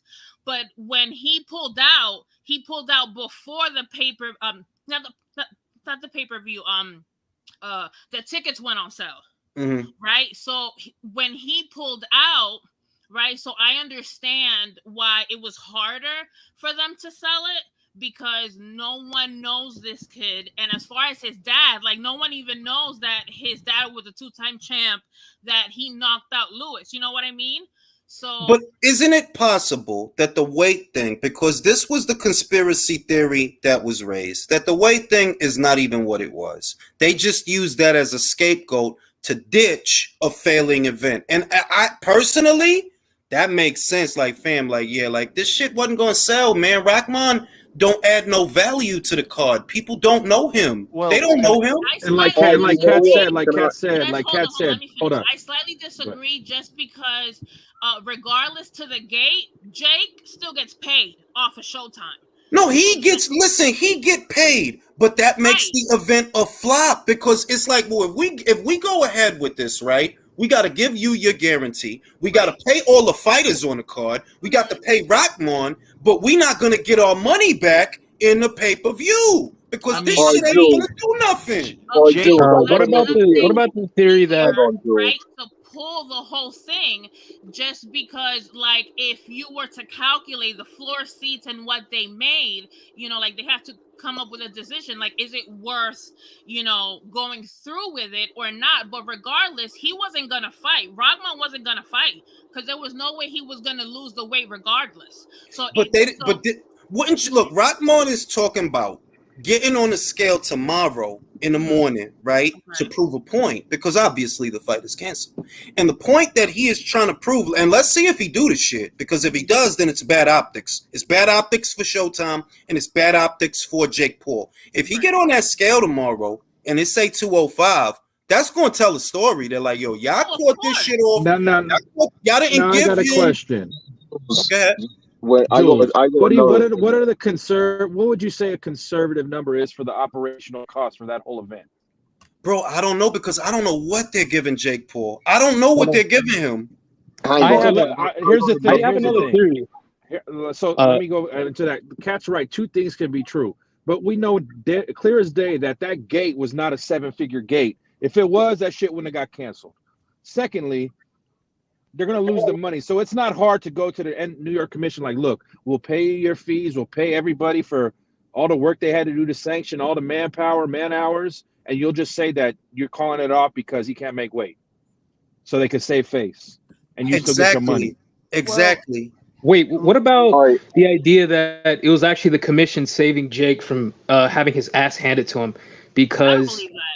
Hang on, apparently hang like on. this story got released a couple hours ago, but apparently a rep told some MMA outlet that the ticket sales are actually doing well, and that it was on track to be like a top 15 event. And I don't know how many That's days- Ariel Helwani, but Ariel. No, that's this is different. This is a different outlet, I think. MMA Mania, is that Ariel Helwani's outlet? Look at No, they aggregated him. They aggregated him because he's the only one that came out with that. Exactly. Basically, people, they're Jules, we sourcing need to him. They're just. back to me.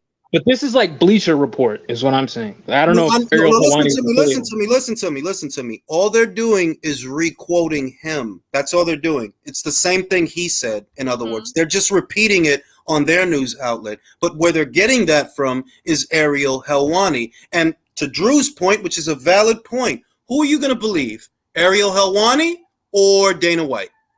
Neither. Both of them suck. But I think there's something to the fact that I think the New York State Athletic Commission probably looked at this, and that's why they included this sort of like pre-weigh-in check-in to like make sure he was losing the weight healthily, because they didn't want something where like, okay, what if Jake, this novice, basically gets his ass handed to him by a guy with legitimate experience? How would that look like on the New York State Athletic Commission? So that's what makes me think, okay, maybe they're actually saving Jake from getting his ass beat. Okay, who's got a retort? I got a retort. One at a time. All right, hold on. I'm going to let Lennox go, then Drew, then Kat. Go ahead, Lennox. All right, I got a few things, yeah. Let's talk about, this is the same athletic commission that let Luis Ortiz box, essentially, after failing a physical and on heart medication, right? Exactly. That's one point I need to make. And another thing, yeah, if you're privy to exactly what the clauses of this fight was, the plan was Jake was planning to drain this kid and smash him because he's drained, right? There was weight clauses, there was rehydration clause, there was another weigh-in on the day of the fight. You get me? So you can look at the angle where Jake is looking like, right, this dickhead is just going to blow the money on a Danny Jacobs thing, show up and not make the rehydration thing, and probably actually beat me. Because my whole game plan is to drain him. He's coming off a knockout. If you drain a man coming off a knockout loss, you know what I mean? The fluids to his brain and all that thing, you have him drain down. All the shit that basically keeps his cerebral whatever buoyant is gone, and you have an easier time of stopping him. Now this man's blown the weight, and you're now in there probably fighting a well-hydrated fighter.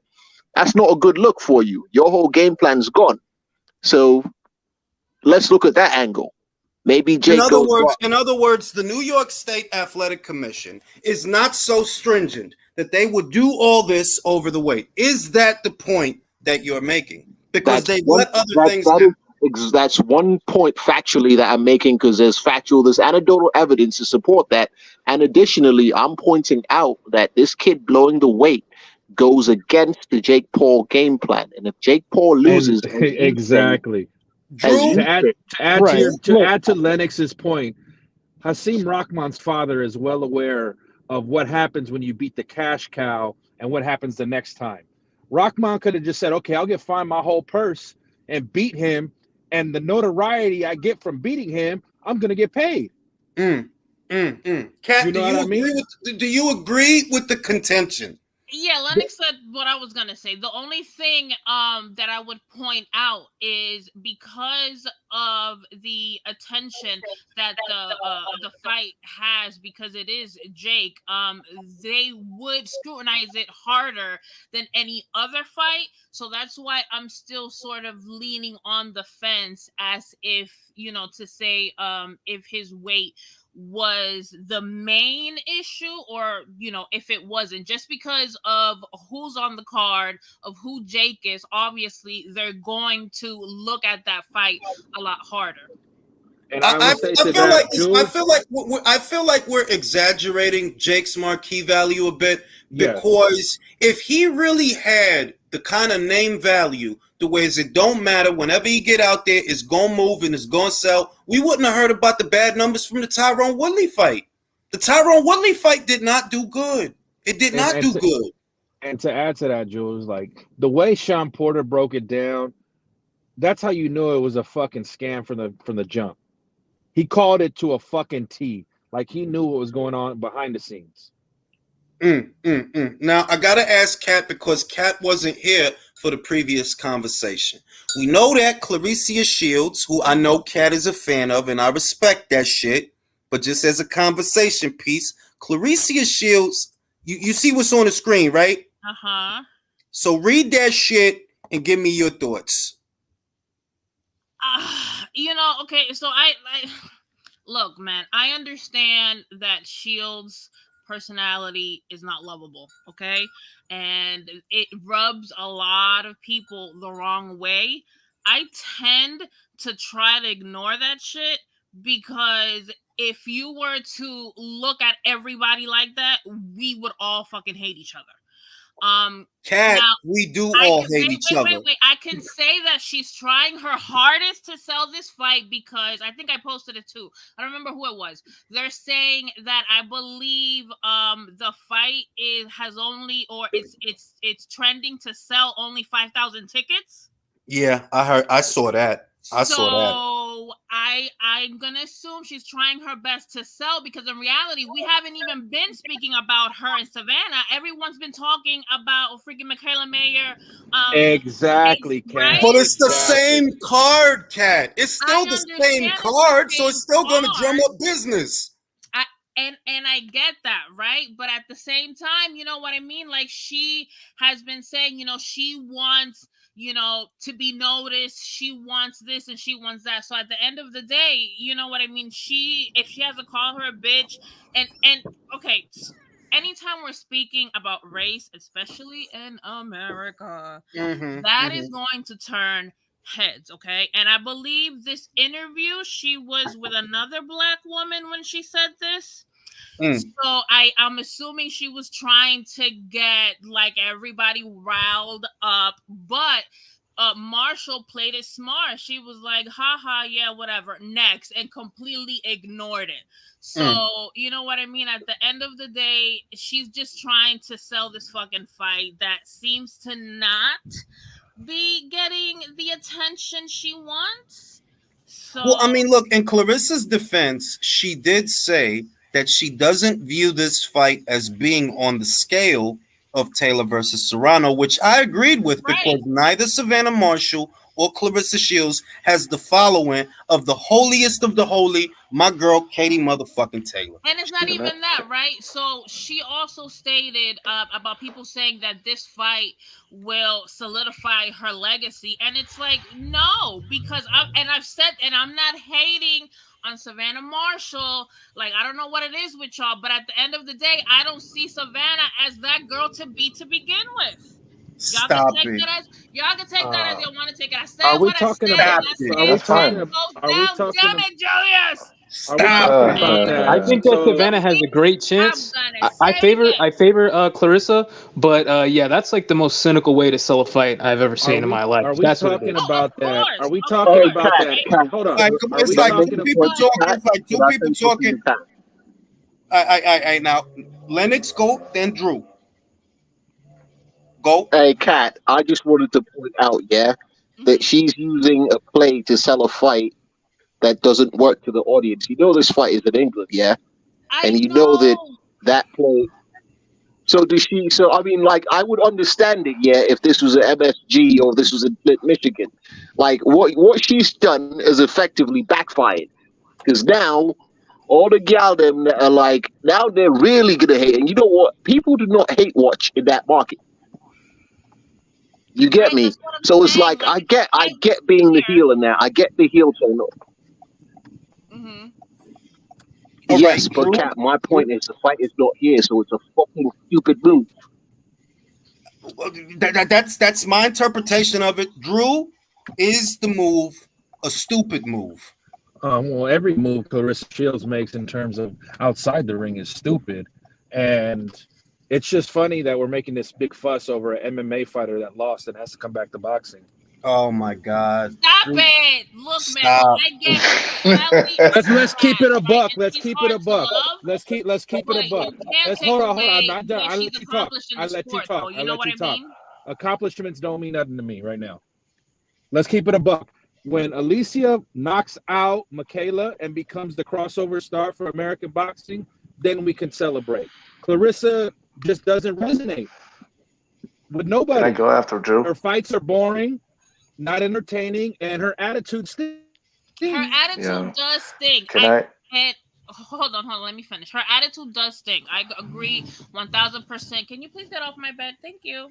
I agree 1000%. But at the end of the day, like, you know, I can't fault her completely for the opposition she has had in her division. You know what I mean?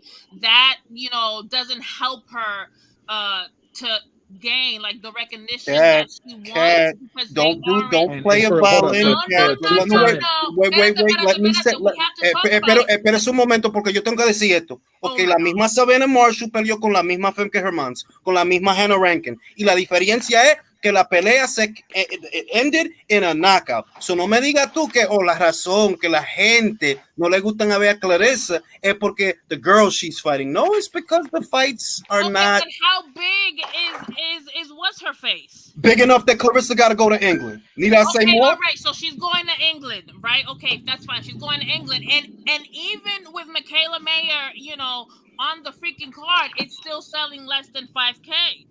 So how big are they? Well, I'll tell you what would it sell in America? If Savannah had to come to America, would it have sold 5K? I think I actually think it would because she would play it. I'm telling you, she would play into the race card, and I think you have three or I don't even remember who else is on that. Americans on that card. Let me say this. Let me say, if it was there's no American investors that believe in that fight enough to put it over here. That's why it's not happening. Eso es la otra cosa. Di la verdad. Yeah. And I have to say something else real quick too. Sports is a UK-based outfit. Ahora, lo que yo estoy diciendo es esto. Si todo eso fuera la verdad, the fight would be in America, but it's not. We can't deal in hypotheticals when the fight is made. We know who's paying for it. We know which is the major network that's really carrying it and paying to keep the lights on. And it's not ESPN. It's Sky. It's boxing. And this just has to be said for somebody that likes to talk about their Olympic pedigree. What do we want our Olympic gold medal winners to have class, to be world ambassadors of the sport. Name me any other Olympic gold medalist that conducts themselves from America fighter like Clarissa Shields. Bueno. I'd also like to add something. Wait, I gotta let Virtuoso go. He's been waiting. Virtuoso, go ahead. Yeah, you know what the problem is with this? Oh, since Kat brought up that it's trending to 5,000 pay-per-view buys? No, 5,000 tickets sold at the gate. Tickets sold at the gate. Okay, wow. I don't know, man. I think they gotta promote this fight a lot harder. I don't know why am I seeing Michaela and Alicia Baumgartner doing virtual press conferences. It's kind of, I don't know. It doesn't really does nothing for promotion. I think they really gotta be on stage and talk it up, and really sell the fight. It's time for them to step up, on the front stage, because they have certain fights that they have separate days for press conferences, and they could do that for this event. Well, for the price of one. let's say this, Virtuoso. We're approximately 4 to 5 weeks out from the fight.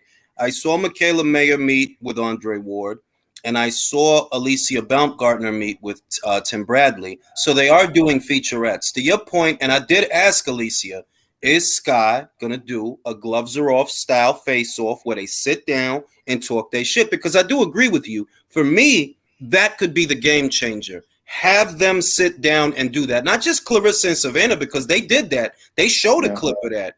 They need to show Alicia and Michaela sit down, and I think that'll be the game changer, because their rivalry is more talked about right now than Clarissa and Savannah. Yeah, because Clarissa is just unbearable. Bueno, and can I say this though? As far as like, people need to understand that they've been doing like a lot of social media press, and social media buzz doesn't always, equal like actual ticket and pay-per-view sales. And I've noticed that, like, you actually haven't seen them on TV. Everything is social media. And you know what I mean? Like, a lot of times that does not cross over to actual ticket sales and pay-per-view buys. All right, now, shout out to Old Dirty, who's shouting out Kat for joining the panel. Very nice, very nice. Edwin Castillo says, Clarissa equals Rolly Romero, women's boxing cringe.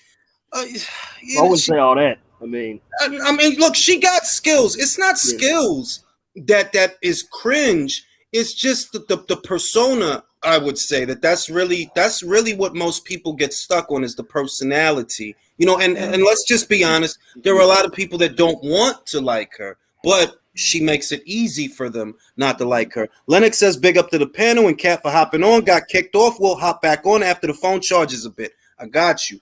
I believe that and to Kat's point, because I'm not in the UK, I don't know if Sky Sports is showing commercials and showing, because ideally you want to get it on Sky because Sky is a very big platform over there. It's not enough to show a couple of things on Twitter, a couple of things on YouTube, because social media metrics do not always equal paying customers. I feel like Gervonta Davis is a perfect example of that. He has millions upon millions of followers on Instagram, but he don't sell millions of pay-per-views. They don't buy his fights, do they? They don't buy his fights. Can I just? Yeah, I wanted to add. Hold on, I just wanted to add that, like, if racial polarization doesn't sell fights, there's no evidence of that, because all these on-code PBC types, they all stream fights.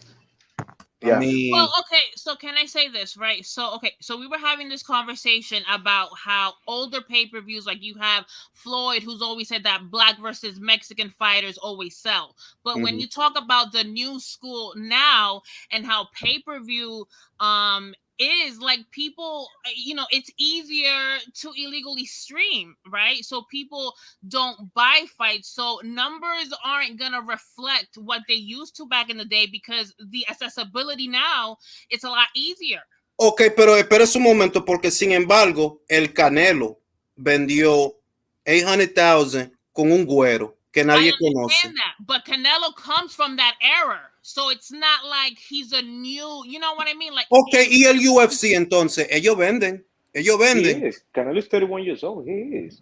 Yeah, no, alternatively, Mexican boxing fans spend money. They like to watch boxing and pay for it. But this is the point that I'm making, that I don't want to give them that out and that handicap for the marquee value that they don't have. And if I do that, it's kind of like making an excuse for them, or I feel like I'm making an excuse that, listen, you either have the marquee value or you don't. Now, if Conor McGregor comes out here and breaks his fucking leg, 1 million people still bought the fucking fight. Why? Because he has marquee value. If Canelo comes out here, he fights an unknown guy who people are not familiar with in Caleb Plant. 800,000 pay-per-view buys, 200,000 short of 1 million with a guy that people don't know, 600,000 with a Russian that people don't know. I am not going to give anybody an out. Put simply, it's not A, B, C, and D. It's that you don't drive numbers. Exactly. That's what it is. Like right now, Jules, like right now, you could bring Holly Holm into boxing and she fights Katie Taylor in America. That's doing numbers. That's going to do 300,000, 400,000 pay-per-view buys. That's going to do numbers because Holly has a profile. She's the preacher's daughter. So I can't turn around and be like, well, look, Gervonta,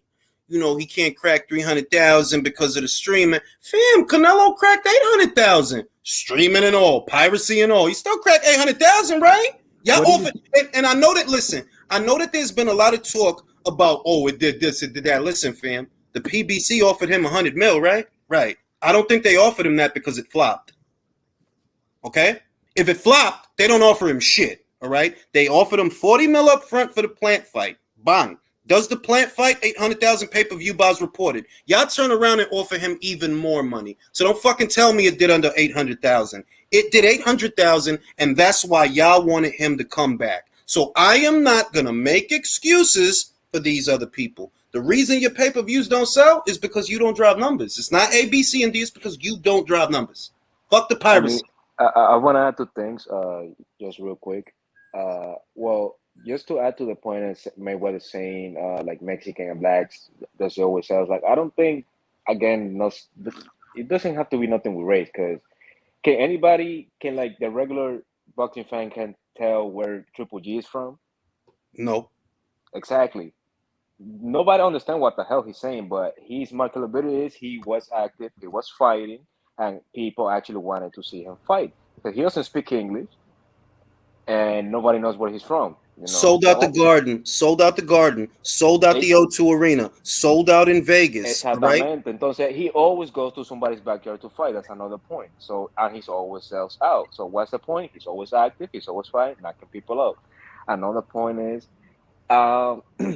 Clarissa Shields reminds me a little bit of Floyd Mayweather, like talented motherfuckers, but their personality just cringe. Because now, since Mayweather is out of boxing, you can actually see it now. Like, I don't know if you guys see the video. It's in Fight Hype. Like, he was in, I think he was at this Reyes convention or some shit. And he was just, seeing the gloves or whatever. And when he saw the cameras, he was like, oh, I want to buy this company. I want to buy this company. Like, yo. Like, like, he comes out with shit. Like, nobody, like, Es que a él no regular tiene, person won't come. el lío de Okay. Floyd es que él trata cada situación like this is a 2001 rap video. Que todo el dinero. Ya, cállate la fucking boca del dinero. We've been hearing that shit for casi 20 años, manín. Habla de otra cosa. He came out on the perfect time as well. Like, sorry to cut you off. Just real quick, I promise. He came out on the perfect time, like on the pay-per-views, like, Dancing with the Stars and all that shit. So his pay-per-view number will never be replied again because of that shit. But how much of that money went to his pockets? Eso fue para los bolsillos de Al Heyman. Go ahead, Kat. But with Floyd, right? So he even said, he was like, yo, this is not how I am at home. So he understood that when he went to fight Oscar, he needed to grab people's attention. And he even said, this is a persona that I use. And I know it pisses people off, but guess what? They buy my fights. They buy my fights to see me lose, and they come and pay tickets that's Oscar. to witness. Okay. Yeah, but Floyd and Oscar are the outliers of outliers in boxing. I mean, if race is so important, if this is so important, how many pay-per-view buys did Figueroa and Fulton do? If he was even on pay-per-view, none. It wasn't. Davis, Santa Cruz, is that a hit? Like, come on, like it's really not that important. I think that the narrative, the thing is that there was a time where, yes, that was a successful formula. We know that the Jerry Cooney and Larry Holmes stuff, the vitriol, it got that fight a lot of attention, even though it was very toxic, but it did get the fight a lot of attention. And there was a time where, yes, you have to resort to that. But Floyd's shtick feels dated. All right, now you're just promoting a racial divide. And I'm not going to look at that and, well, that's the only way to. No, it's not the only way to sell a fight. It's not. There was no racial divide in Canelo versus Golovkin, but it still sold 1 million pay-per-view buys each time. Because guess what? One lying fact is it was a fight that people wanted to see. Oh, you mean it wasn't a narrative surrounding Kazakh racial relations with Mexicans? Yeah, like those two countries at war. The thing that I don't like about... Y Canelo parece una zanahoria, like, like... Exactamente, él no tenía personalidad en esos tiempos, el tipo no hablaba. Mexican, yeah. Él no hablaba, en esos tiempos antiguos, the dude didn't even talk. All he said was, you are next, my friend. And that's when people heard his voice. That's when people heard his voice for the first time. Like, yo, he talked like that? Yeah, I love Canelo when he talks in English because you can tell he can talk shit as well. Like when he talked with Andrade, bro, that was priceless. Mucha gente no oyeron que cuando él estaba hablando a Marqués en el teléfono, yo le digo al Marqués, bueno, si yo soy una plata de mierda, pues pelea conmigo entonces, we could do a fight. Eso es lo que pasa, like, él no coge Jules, can I add something right quick? It's like, during Canelo's whole 168 run, when he was on Undisputed, that's when he fully came into his own, I believe, with his personality. Like that's when we just saw a new side of himself. It's like he was really feeling himself, the way he talked shit to Demetrius, the plant situation, all that. And it's now that's in question because, bro, you lost the B-ball. So like now you got to get that back somehow. No, but the good thing is he's still talking shit because he said it. They're like, yo, who else do you see out here peleando con todo estos campeones? Doing what I'm doing, exactly. Doing what I'm doing. Nobody, right? Listen, Canelo's not a perfect boxer by any means. Like he's a really flawed boxer. He's a middle potato boxer, but he's good. You know why I like the Canelo story better? Because it's all about boxing. It's all about fighting this, fighting that. You can talk shit about he avoid this, avoid that. I don't believe that, to be honest. But the whole point is he's doing the fights. He's making the fight. He fought 3 times in a year. Come on, guys. Like I think it's for all intents and purposes, the man could retire. If I'm being honest. Now I'm going to go to Kat for this one. Kat, we know that the fight got announced earlier today. We know that they had the press conference. You're familiar with Joe Joyce. You're familiar with Joseph Parker. Who do you like for this fight? Mira, let me say, I really like Joseph Parker. Okay, I was actually one of the people that thought it was a little too early for him to fight AJ. I thought, because I just think he has the skills. Unfortunately, to me, he's not a well-groomed fighter. When he's in the ring, he doesn't know, like, he'll give you glimpse of shit that he does extremely well. Agreed. But he doesn't know how to combine them, put them together. And he doesn't have like a killer instinct or like a gear 2 where he smells blood and he bounces. It pisses me off, right? So I thought, okay, ponlo maybe, tú, Kat. Ponlo tú. Él no podía noquear a un viejo en Derek Chisora, pero va a noquear a este tipo.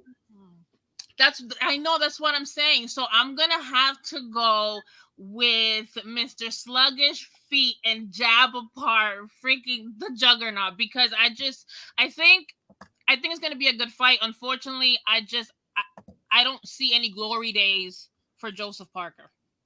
We all got to go with the sluggish, ruggish bone, bro. Joe Joyce is not a perfect boxer by any stretch of the imagination, but he is a boxer that knows who he is and he knows what he goes out there to do. And that's the one area where Joseph Parker has always been lacking. He seems like a confused fighter, that he has the tools, but he doesn't use them. As Kat so adequately put it, he doesn't put it together. He has hand speed. He has a good chin. He got decent feet. He can move, but he don't put it together to where it's like, fam, like, you trying to knock this dude out or what?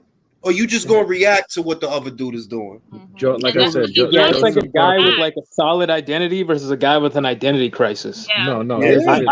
I think that it's almost like a discount Foreman versus a discount Larry Holmes. In which case, I would favor Joyce. Go ahead, Drew. Joseph Parker's at the stage of his career where he's just fighting to show proof of income to launder other money. That is, I mean, look, that's basically what it is. Let's just keep it real. La verdad es que ese tipo está vendiendo droga y él nada más está boxeando so the IRS will leave him alone. Que mira, this is where the money came from. Ese tipo está vendiendo droga, eso ya se sabe. Él trabaja con Fury, trabaja con Kinahan. Estaba vendiendo droga in New Zealand. That they had a search warrant to search his house. Guess what? They didn't search his house. Why did? This is facts. Yeah, he was linked to an international meth deal. Have a lot of pull or something. Yeah, like so, and I've ran into Parker at a few fights. Like, he's a good dude. He's just out there living his life and having fun. Yeah. The drugs aren't gonna sell themselves, Kat. Somebody has to do it. Hey, Jules, I got a good question for you, right quick. Go ahead. Does Parker Joyce get billed as some sort of eliminator? It already is an eliminator, a WBO eliminator. Because Joe Joyce doesn't listen. Joe Joyce doesn't have to fight Joseph Parker. He's already in position for a title. Yeah, I mean, but this WBO. He already has that. He already got that. This is just, I think, like to keep him busy. George, can I see the poster again? Go ahead. Can I see the poster again? All right. Let me see. All right. Yo, why is Joyce side-eyeing me? Like, well, what the fuck? What did I do to you, man? It looks like he's giving a rock eyebrow. Yeah. Yo, that dude has a lot of fucking eyelashes, bro. I don't understand that shit. Like he got a lot of eyelashes, bro. I'm telling you, Dominicano, he gets them done. I don't care what nobody says. No, not his eyebrows, his eyelashes. Como que él tiene como like eyeliner, una vaina puesta. Oh, I see. Well, let's ask Isan. So he would know about eyelashes and eyebrows getting done. What do you think, Isan? Isan left. He don't want to answer the eyelash questions, bro. He don't want to answer that shit. All right, so I think, let me give my take real quick, and then you pass on to the next guy. I think Joseph Parker, he has to come to the ring for with his boys doing the haka dance and summoning the spirits. The spirits, or else it's not happening. This is it, man. You're on your way out. Knock this guy. Try to get the best put on the best performance. But dude, if you don't do that, fuck it. All right, now last up, we got a good fight this. Well, it's not going to be much of a fight to be real with you, but I'm gonna start at the bottom. I'm gonna start with Leo. Leo hasn't had a chance to talk. We got Virgil Ortiz versus Michael Mckinson, crafty southpaw, more of a boxer than a puncher. How many rounds does it take Virgil to knock him out, Leo? I will say five rounds to Virgil just catching him up, but no, this not go to distance. Not going to distance. Kat, do you agree with that contention? Do you believe? I do. You've seen, like, look, Michael's not a bad boxer, and I don't want to make it sound like he's pretty good, right? He has decent feet. He has, good punch up combination. He has speed. He's really decent. Unfortunately, he doesn't have anything, to stop Ortiz in his tracks. He can run all he wants to after, a certain time. I think, even by that second, third round, those punches are gonna feel like bricks. But because he hasn't fought nobody like Virgil. Jose, esta pelea, ¿cómo se va a acabar? Oof, oh man, I feel bad for that kid, Michael Mckinson. I was just on my way back from work. I was seeing some of his fights, and Virgil Ortiz doesn't have to nothing to worry about this guy. And the thing about Virgil Ortiz is like he's powerful and everything, and he's actually a good boxer. Just in his Velasquez fight, he outboxed him to death, man. Like he broke him down, and this guy has nothing to offer Virgil, to be honest. Like he fights with that open, ridiculous guy with his hands all the way down to the waist. Like these guys think they're actually athletic as Roy Jones or some shit. But no, man. Like I give him like maybe 5 rounds, maybe in the 5th. That's everything. That's what I said. I'm like, yo, listen, this shit probably stops before this shit probably gets stopped inside of 6 rounds because I don't think it goes. I don't think it goes. The only way to bet Virgil is like if you get somebody who make him respect him with his punches. Otherwise, man, like nah, he's gonna like break you down, man. Even if you try to outbox him, he's gonna like break you down as well. Again, the Velasquez fight, Main Machine, like he outboxed him. He took some punches, but he outboxed him to death, man. Like, he just broke him down completely. And so, are we all in agreement? Are we all in agreement that Virgil's gonna smoke this guy? Of course. I got McKinson. He's gonna smoke him, but I think it's gonna be a year since he fought. So I do see him wanting to get some rounds in. So I like Leo said, round 5 or 6, but he needs to get a little bit of rounds in. Not me, Jules. I got McKinson for the upset. Julius, real quick. Let me just add this. Don't let casuals distract you from the fact that Virgil Ortiz has a better resume than Big Charlotte. That's true. That's true. He's taking another undefeated fighter, though. Blair Cobbs, Mighty Mo Hooker. I'm going with Mo. Yep, I got Mo. Leo, who you got? Yeah, Mo. I don't think that much about Hooker. I think it's a little bit overrated, really. But the Blair Cobbs, he ain't shit. He ain't shit. No. He sounds Blair. Say that again, Leo. Say that again. He ain't shit. Say it. He ain't shit. Cut that up, Jules. Cut that up, Jules. Julio, Blair Cobbs, Blair the Flair, Mighty Mo Hooker. Who's winning this fight? I'll go with Hooker just because he has more title experience, more overall experience. Yeah, I just think Blair's a bum, honestly. Oh my God! Like no disrespect to him, but I mean, look, you just get it off your chest. Yeah, get it off your chest. Cat, Blair the More Flair. Cobbs, more problems, man. Come on, man. That's not even a question. And Cobbs got the shit beat out of him in his last fight by Rocha. He got the shit beat out of him. I remember, Jules, you were laughing. I was. I loved it. Lennox, Blair the Flair Cobbs, Mighty Mo Hooker. Who's winning this fight? Blair does not have what it takes to draw Mo into a gunfight. So unfortunately, he doesn't stand a chance because Mo's mistake is Mo's a dickhead, see, because Mo should just be boxing. but that man thinks it. I don't know what sort of cojones, whatever you Latin man call it. Yeah, he's got length. He's got, you know what I mean, the footwork that he should be outboxing their man. But every time this dickhead stands in there and wants to throw uppercuts off the ropes. Yeah. That's where all his losses have come from. Unfortunately, Blair the Flair Cobbs is not got anything to really bring that out of him, and he's not got the power. So, yeah, if these men get in a straight boxing match, I also think Mo's got more power on him. So Blair's in for a long night because man did not look too hot in the last thing. Yeah, he got mashed up in his last match. Yeah, he got the shit beat out of him. What about Mckinson Ortiz? How long will it take Virgil to get this guy out of there, get him back across the You know what? I'm thinking it's going to be more than 5. You man have got a 5-6. I think it goes longer than that. My man's got, you know what I mean? I don't think Mckinson is going to stand in front of him. Mckinson can easily stink out 6 rounds. You know that, right? He can. So I agree. But he's getting stopped, isn't he? Because I see it going more than 5 rounds unless Mckinson all of a sudden thinks he's fucking Marvin Hagler. You know what I mean? Which I don't think is in his makeup. But I edge Ortiz, but I see it going longer than 6. But he does get stopped. Yeah, come on, man! Don't fucking bullshit me. He gets stopped. Yeah, that's where I'm leaning, but it's later rounds. Yeah, right. I give it 7 and 8 rounds. I mean, look.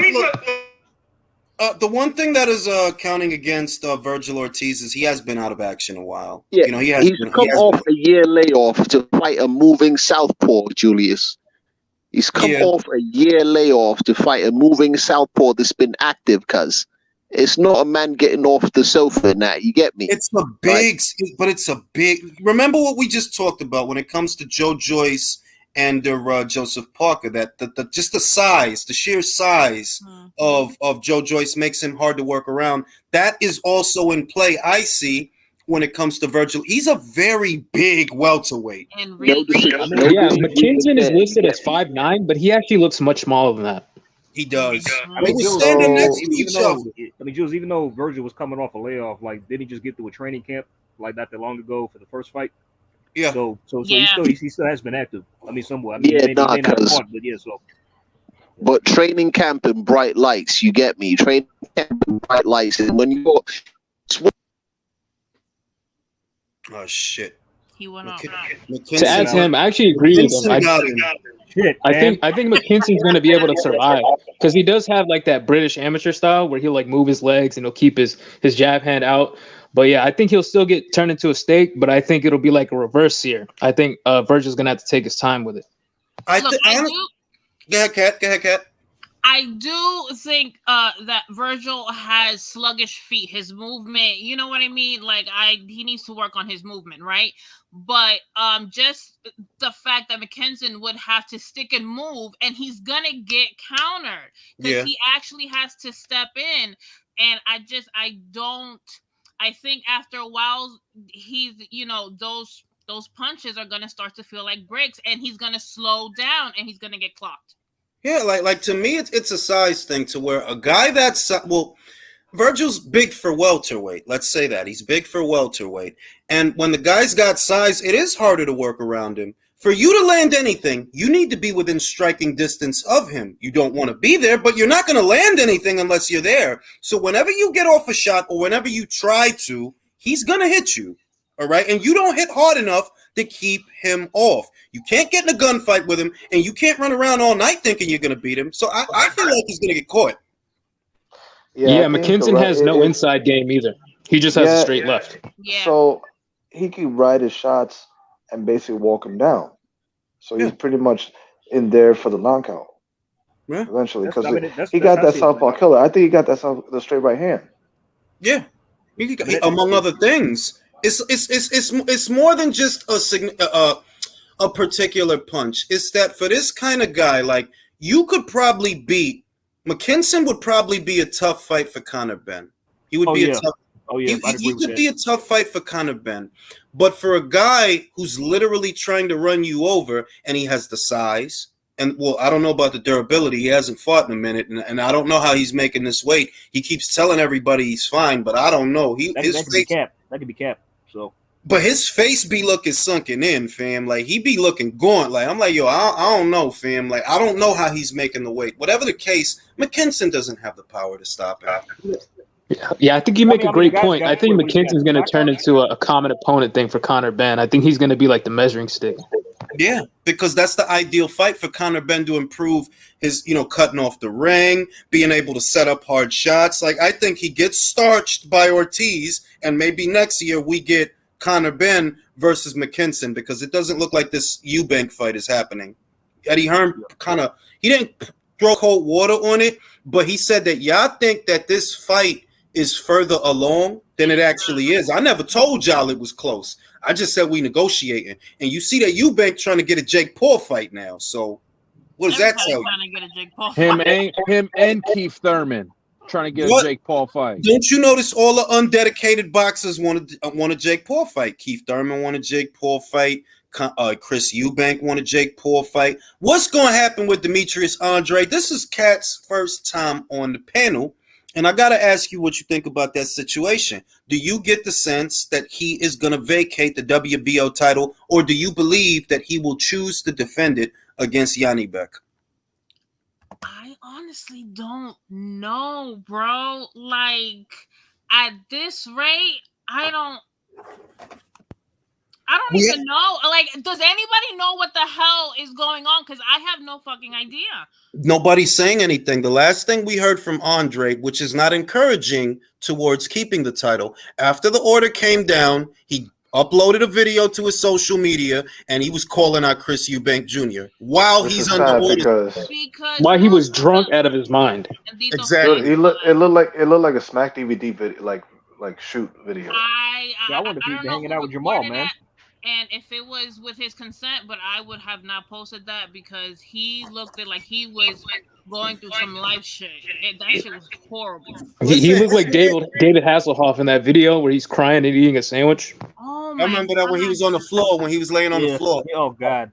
But see, remember, they didn't do him greasy in the sense. It looked like he put them up to it. Like he told them, yo, start recording, because his man had a for real camera, like a for real I got a camera type shit. You know what I mean? Like a professional camera. So it ain't like they did him dirty, like, oh yeah, they caught him drunk and just started recording him without him knowing. He was speaking into the camera. Yeah, but bro, it was like 2003 all over again.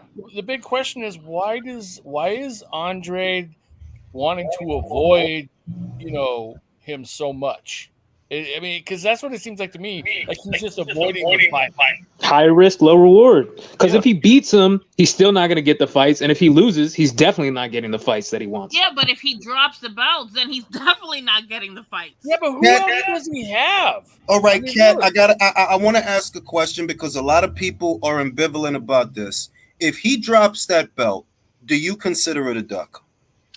No, just because of what the hell is going on. You know what I mean? Like, at this point, like, I think he's tried, right? Like, putting aside his promotional mess and everything that happened, he's, I guess, done what he could and said, hey, I want to fight X, Y, and Z. They don't want to fight me or whatever. But at this point, what else, right, can he do to secure these freaking fights? But if he dropped, but this is the other thing. Go on and say he wants to fight him and call him out, and then freaking wake up the next day talking about, no, I didn't say shit. You know what I mean? Like, Charlo did say he wants to fight Andre, but who can take Charlo at his word? Nobody. That dude wants to fight everybody and then never does. Exactly. So it's like, what else do you want him to do? He went, like he had the belt. Canelo decided, that whole situation that happened, blah, blah, blah, blah. So he went up and then he was just left there. He has gone after freaking Triple G. He's done everything he can. So I understand his freaking frustration. What else is there for him to do? But if he drops the belt, what does he do? That's just it. Despite the high risk, he's in a rock and a hard place, and he has to take that fight so he can move on to secure a fight with other people. Because I want to know who on the panel feels that it's a duck. Who on the panel feels that it's not a duck? I think it's fucking duck. Where's he Like on? a duck, it walks like Any a duck. part of it's this is duck. Andre Street Team? Can I go first? Go ahead, Jay. All right. So if he vacates the belt, that was the question, right? Is it considered a If duck? he vacates the belt, do you consider it a duck? Okay, before I answer, I think I know who was there filming the video. I think Isan was there filming them. But, Come on now, don't do him like that. Don't do him like that. Come on. I'm sorry, no. Come on My now. bad. All right, but if he vacates, yes, because you were ordered to do something by the WBO by fighting your mandatory challenger, and by vacating the title, you didn't do that. Because I keep the same energy. If Terrence Crawford had vacated when they ordered him to fight Sean Porter, I think that would have been a duck. So that's my take on it. Yeah, if he vacates the belt and doesn't fight Yanni Beck, that's a duck. Leo, is it a duck? Fuck yeah. It's a duck? Yes. Big duck? It's a big. Okay. Let's say all of this is true. That. Who did that? Who was that? Who was that? Demetrius Andrade joined the panel. Okay. Who was that? Let's say all of That this was me, man. I couldn't resist. Oh shit. Go ahead, Leo. Go ahead, Leo. You cannot forgive a guy that has a belt, that is a world champion, to not defend his belt against his mandatory. There is no excuse for that. Well, there is. There is. If you're doing it to be in a bigger fight. But what does he have coming up? He's but not. what bigger He doesn't fight have does he anything. have? None. If he drops the WBO belt and moves up, would he become a mandatory? No, because this is the thing. This is the thing. For anybody who needs that dispelled, let me say this. For anybody who needs that dispelled, Zach Parker is the mandatory at that weight. Zach Parker. He already has that fight fell through. And what he was trying to do was win it from Zach Parker, because he already has the shit. Like, all he got to do is wait now. He could fight some domestic level guys while he wait. What Andrade was trying to do was win it from him. So no, he can't just go up and I'm the mandatory. No, you got to fight Zach to do that. And I spoke to Steve Kim, who I haven't seen Zach Parker fight. I don't know, but Steve told me he liked Zach in that fight. Una pregunta. Is this his last fight with Matchroom o qué pasó con todo eso? Él no está con esa gente ya. He's a network and promotional free agent. Él no está con nadie. Oh, shit. Here's the thing, though. It's not a duck. Listen, it's not a duck, or it is a duck. It's just a career-defining choice. You either drop it and retire, or take the fucking fight. There's only Virtuoso is it he's a not duck? going to get a fight if he drops it. He's not. Is it a duck? I see that, and it's like he's holding the fucking belt for ransom. When I saw that video, like, he took the news really rough that they dropped the hammer on him. Because, bro, he's gonna have to take that fight, man. If he drops the belt, no one has any reason to fight him. If they had, like, remember, they didn't want to fight him when he had a belt. You think they're gonna fight him when he don't have a belt? Right. Nope. Like I said, he's in a rock and a hard place. Yeah. He's damned if he does, damned if he doesn't. Yeah. Will Jake Paul fight him? Yeah, I can see that. I can see that. Oh, Evo, come on, man. Jake Paul ain't got a better resume than Andrade, damn it. I don't know, man. I mean, he did beat a UFC champion. Julius, Which is more to say about, Knocked him out in the round. I'm just saying, if we talking about champions, right? Who beat more champions, Jake Paul or Demetrius Andrade? That's true. Jake did. That's true. He did. You got to man up, man. That's all I got to say. Y'all fucked up, man. Let me ask you. All I did was ask a question. I didn't say shit. I asked y'all a question.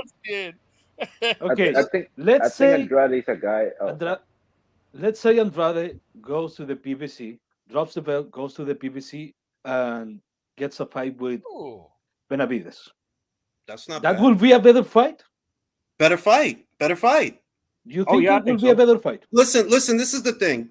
We know how ducks work. When a duck, at least by definition, is avoiding a difficult fight for an easy fight. Well, Benavides isn't an easy fight, and it's at a higher weight, and he's an unbeaten guy who's in his prime. So I would say if it happened that way, to where you dropped the belt and you gave it to Yanni Beck, but it was so you could have a cash fight with Benavides, I would not consider that a duck. Yeah, I I wouldn't would. either. If he's doing that, I wouldn't. Yeah, Hey, it's Drew. like when And people say here's that the Tim Bradley problem, duck though, fellas. Spence to What we fight said. Pacquiao. Hey, Jules. Exactly. Hey, Jules. Exactly. Here's a good question from El Negro Bambone. Whose resume is better, Andrade or Jamal? At middleweight, Andrade is at least a two-weight world champion. Like so's Andre. So's Charlo. They both are. That's a tough shit. That is true. Yeah. I'm gonna put it on Cat. That's Cat, crazy. who got the better resume? Am I gonna go with like any, mini, miny, mo? You gonna have to. You gonna have For real. to. No. What I was gonna say was Andrade just looks like a fighter that nobody wants to overpay him the way Eddie did. And Eddie took, for all the shit that everybody gives, Eddie took care of the man. Like, look, I can't get you Canelo. I can't get you Triple G because they have leverage and I can't tell them what to do. But what I will do is pay you money so you have enough for retirement and you'll be a millionaire. Now he's on the open market and nobody wants to pay him that what Eddie was getting. So he's like, do I fuck? What do I do? That's all it is now. So, so he's looking for that Eddie money, or no one will sign him at all? I mean, de verdad, vamos a decir la verdad. Eso es lo que es. He wants, él quiere que le paguen the way he was being paid at Matchroom, pero él no está con esa gente ya. Y esta gente, Top Rank no le va a darle de que yeah, I'm gonna just give you $1 million on the strength. Nothing. Yeah, Al Heyman's not on code. Bueno, es otra cosa. That's another conversation. We'll give you $1 million or $2 million for Yanni Beck. And that's what I'm saying. That to me, look, this is what you do. You go to Top Rank and you talk your shit. Like, listen, I know y'all need Yanni Beck to fight someone because don't nobody want to fight him any more than they want to fight me. He needs a name. He needs me. So I want $1.2 million. When you put it that way, it's so sobering.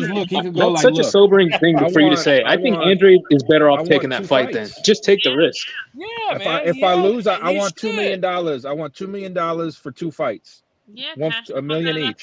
And the other thing is, we're talking as if, because this is how you know it's bad, that he down bad, right? Why you gotta go through all this over a Yanni Beck? If this was Jason Quigley, we don't have this conversation. You feel me? Y si fuera Jaime Munguia en vez de este Yanni Beck, you take that fight. You would take that fight si fuera Munguia. Pero porque este tipo, ay no, pobrecito, que quería pelear. Me deja la vaina, manín, pelea con ese tipo ya. ¿Qué lo que? You don't like your chances? Yo, at the end of Or the just day, do it. Well, wasn't Munguia his mandatory for a couple years? Munguia ducked that shit, bro. He ducked that shit. But like, go do what Kovalev did. Go to Golden Boy. Look, I'll take the dive. Give me $2 million and give the belt to Munguia, and I retire. Bueno, eso también, que eso, that's another way to negotiate. That listen, man, I don't give a shit about this boxing shit. I'm trying to do a movie. Y'all didn't get that email? Yeah. What? You know what would be a good 2-fight deal for him, Yanni Beck and then Jamal? Well, the thing is that he can't get Jamal. Let's be real. And the other thing is he can't strike a multi-fight deal with Top Rank because Top Rank has no one for him to fight. Outside of Yanni Beck, what they got? Esquiva Falcao. Nobody knows him. Not for a main card. I mean, if he wants to be on the undercard. Yeah, he's definitely not a main offender. Jules, let me put you in the hot seat right quick. Anybody could answer this question. Do you feel that Demetrius could beat Yanni Beck? Being honest with you, no. Okay, that's why I asked. I feel the same thing. Oh my God! What if they make him fight Edgar? Yanni Beck is going to knock him out. I think that's what's going to happen. I don't know, man. That might be a good fight for a while. No, it is until it's far I mean, look, this is the thing. The problem that I see with Andrade, he actually has the right style to beat Yanni Beck. He is a more experienced fighter than Yanni Beck. But what makes me not pick him is he's not hungry. You going through all this shit over Yanni Beck. If you was the kind of guy that was going to go in there and win, we don't go through this. You go to Top Rank. Listen, y'all got a guy that won my belt, right? Hey, so what you got for me, Top Rank? What you got for me? You know what? His mind ain't right. Wasn't he drunk and stuttering? Oh, not that long. Yeah, he's like you said, skills have also actually declined. Mike is that with the echo. Fix that shit. Go ahead, country. Yeah, wasn't he like drunk and stuttering and everything? Not that long ago, and he was all depressed and everything. And it's like his mind ain't right for the fights. Country, think about the optics. An order from the WBO comes down. A video of you inebriated, obviously drunk, slurring your speech, calling out Chris Eubank Jr. What you been hanging out with? You been hanging out with Jamal or something? Like what? And you're right, Jules. Right. Andre has the style to make Yanni Beck look stiff and bad the way he looked in a couple other fights. And just because he don't knock him out, he has the skills to style on him and make it look like, oh, he shut him out 8-4, 9-3. And okay, we'll give him another fight. Or we'll talk to Oscar. We'll talk to Oscar and try to make the Munguia fight.